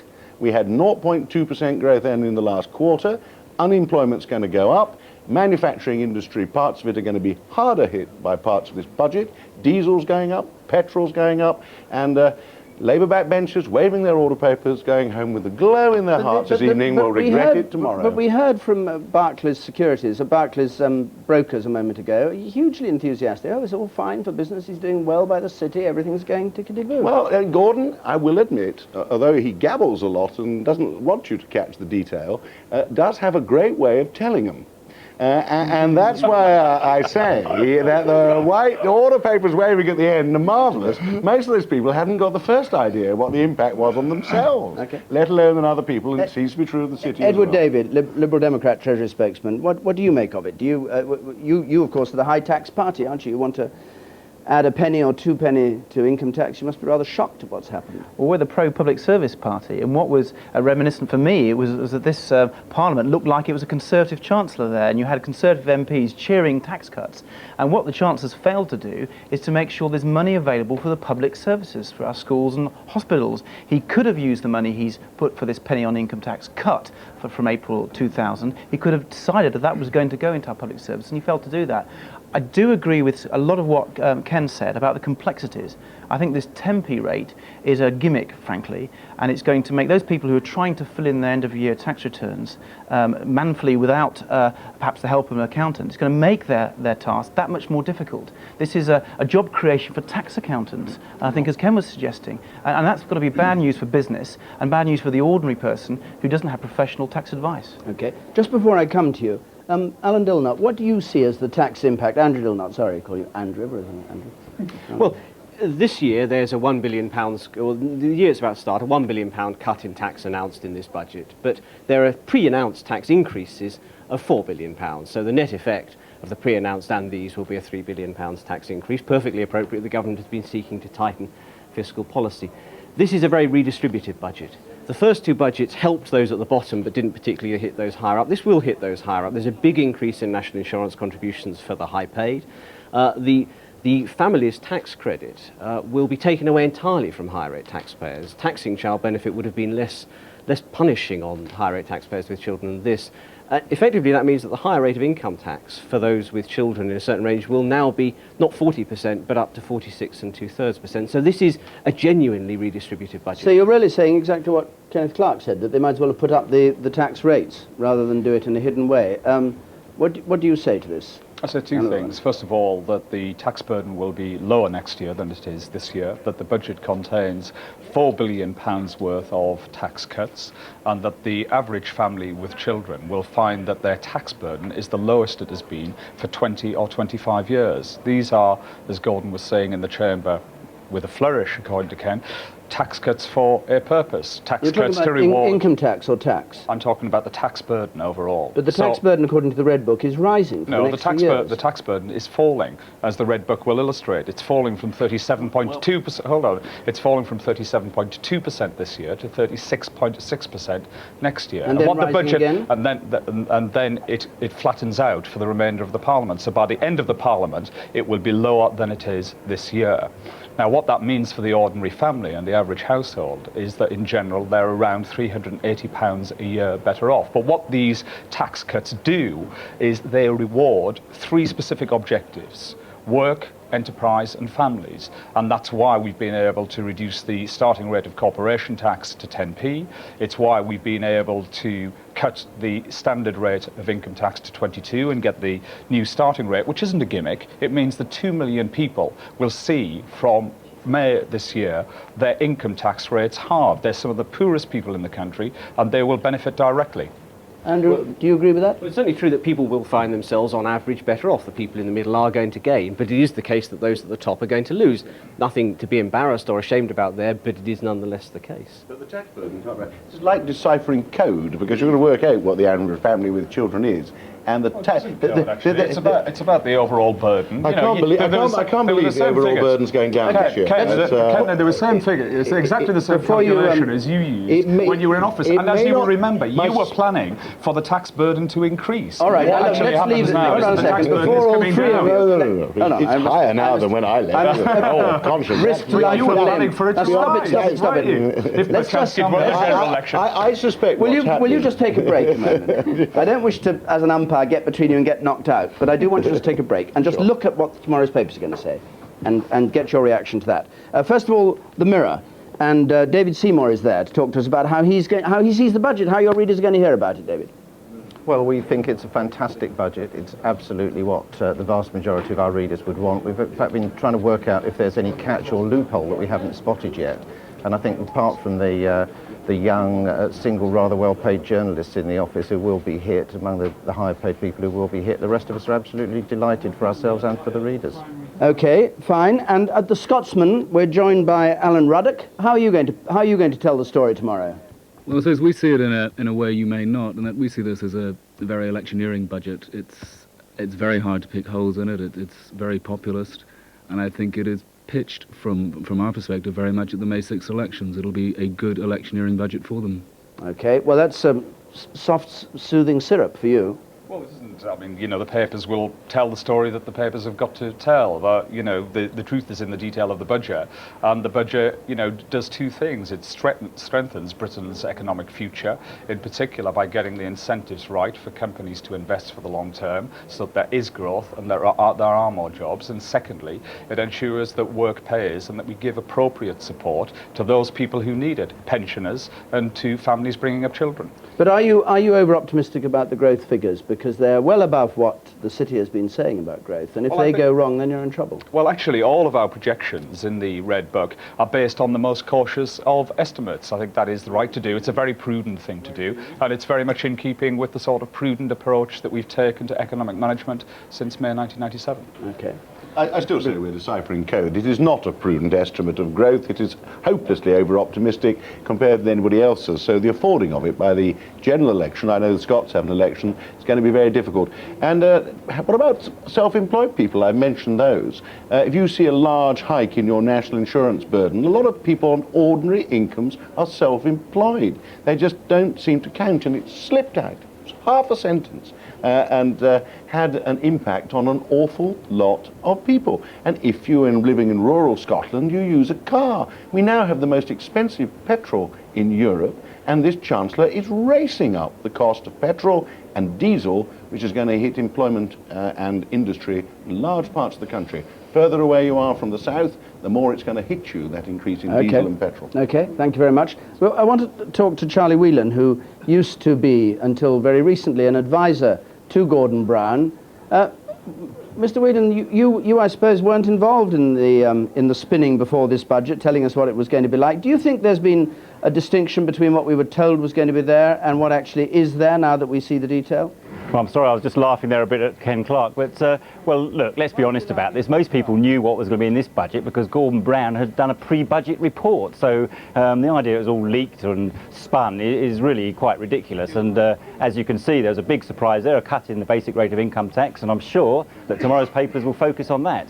And so, as far as you're concerned, his new spin doctors have done as good a job for him as you would have done. Absolutely. I mean, Gordon Brown doesn't need spin doctors. I think this budget speaks for itself, and the British people will give their verdict, and I'm sure it'll be a thumbs-up verdict. Do you think there was a dispute between the Prime Minister and the Chancellor over this business of abolishing the married couples allowance? Absolutely not. I mean, I must give an award to the, I think it was the Independent on Sunday who invented this story and said that this wasn't going to happen. It did happen, and of course there wasn't a dispute between Tony and Gordon. Wholly ridiculous. I thought you were the expert on disputes between Prime Minister and Chancellor of the Exchequer. Indeed, one who stirred them up from time to time. No, absolutely not. I think it's make it up time in the newspapers when these stories go around. And are you, are you going to spill the beans about what it was like, your years with Labour and your brief period with Labour in government, or are you keeping stum? I've got no beans to spill. I haven't worked for the Labour movement all my life to spill beans. I support this Labour government as I always will. OK, thanks very much indeed. Thanks for joining us, Charlie Whelan. Right, now let's go. Peter has been promising us right through this afternoon that we'll be able to go down to EastEnders and find out how things worked out at the pub. So, Peter, let's hear about those families. That's right, we now come to the very serious business of this budget. There'll be an awful lot of drinking at the Queen Vic tonight because, of course, for the first time in memory, I think, recent memory anyway, price of drink isn't going up in this budget. Now, there's Grant. Now, how is the budget affecting him? Now, this is, of course, only the year ahead, the financial year ahead, as I said earlier when we were talking to the families. No change because he chucked up his job at the Queen Vic now, so no change in his, obviously, his job seekers allowance. Indirect tax, 78 pence loss. That's because he drives a car. So he's worse off by 78p a week. Poor old Grant. Bad luck, but you shouldn't drive the car. And you're out of a job. You decided to stop work, so it's up to you. Now, here we have Ian Beale, and not everybody's favourite person in EastEnders. £50,000 a year, really rather well paid Ian is, what he does. Direct tax and benefits, £542 gain. Now, that's because, of course, of the new 10p starting rate of tax, the rise in allowances and so on. It doesn't, of course, allow yet, because that's next year, for the 1p reduction in the basic rate of tax. Indirect tax, drives a car, £3.49 loss for him. He's better off, though, by £1.93 a week. So, well, Ian, you should be smiling, not looking so glum in the window there. Now, here's Dot, and problem for Dot, who's the £3,000 a year pensioner, is that although she gains a bit on the age allowance, which allows her to not to pay tax a bit until she gets a bit more income, £2.87 gain there. Because she smokes, she's at it here, you can even see the cigarette in her hand here on the door of the Queen Vic. She's worse off by £2.84, so she's only better off by 3 pence a week. Dot, you're going to have to stop smoking once and for all. And then we can go along and finally and look in the window here at the terrible couple. It's Ricky and Bianca Butcher, of course, on £18,000 a year between them. Now, they gain because of the new starting rate of tax, and the thresholds are up, the new 10p starting rate of tax, £4.31 a week gain. Indirect tax, no change, they don't drive a car. So they've, of all the people at the Queen Vic, done the best. Well done, Ricky and Bianca. There it is, David. That's the really important change in this budget. Peter, thanks very much. And let's join Sian again. Sian, you've got your ready reckoner on this budget, which people can access. What's it showing? Well, we had some volunteers here who were trying it out, and with me is Sue. Sue's a nurse. She earns £4,000 a year. Husband earns £22,000 a year. You've got a couple of kids and a couple of cars and a mortgage. And if we look at your ready reckoner, what does it say? Well, it says that I'm £2 worse off, which is what I expected. That's £2 a week? £2 a week, yes. Where have you suffered? I've suffered basically in the car, I think, the car and the petrol.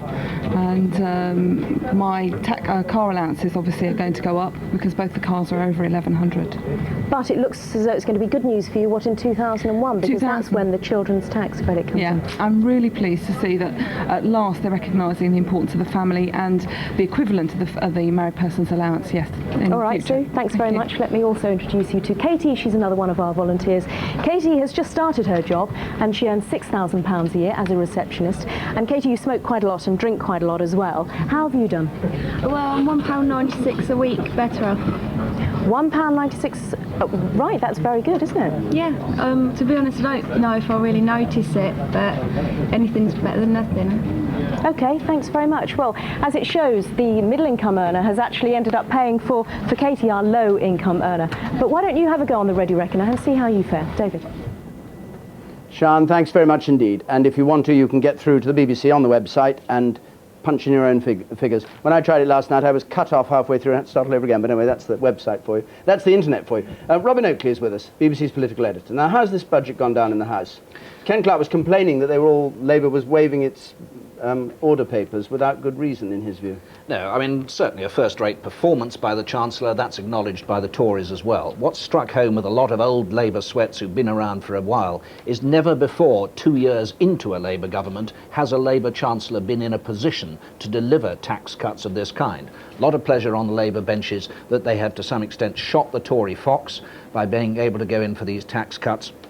Also, the feeling that this is an election year, lots of elections, Scottish Parliament, Welsh Assembly, European Parliament elections. The Chancellor has looked after the Labour core vote with what he had to say about spending on health and education and so on towards the end of the speech, and very popular the stuff that he's doing for pensioners. So some of the Labour left say, yes, this is a proper Labour budget, but with city edges. And certainly it's the most pro-business budget that I can recall from a Labour government. And that's first impressions. Do you think it'll last the course when tomorrow we actually have the full detail and analyse it? Well, that, of course, is what the Tories are saying, that there's a lot of stealth stuff here, for example, slipping by the end of the 20p tax rate. So we'll see from the figures. OK, Robin, thank you very much. And thank you all very much for interpreting this budget for us. We'll hear more about it. We'll see how it works out. We'll be back here again in the next budget. From all of us here, good afternoon.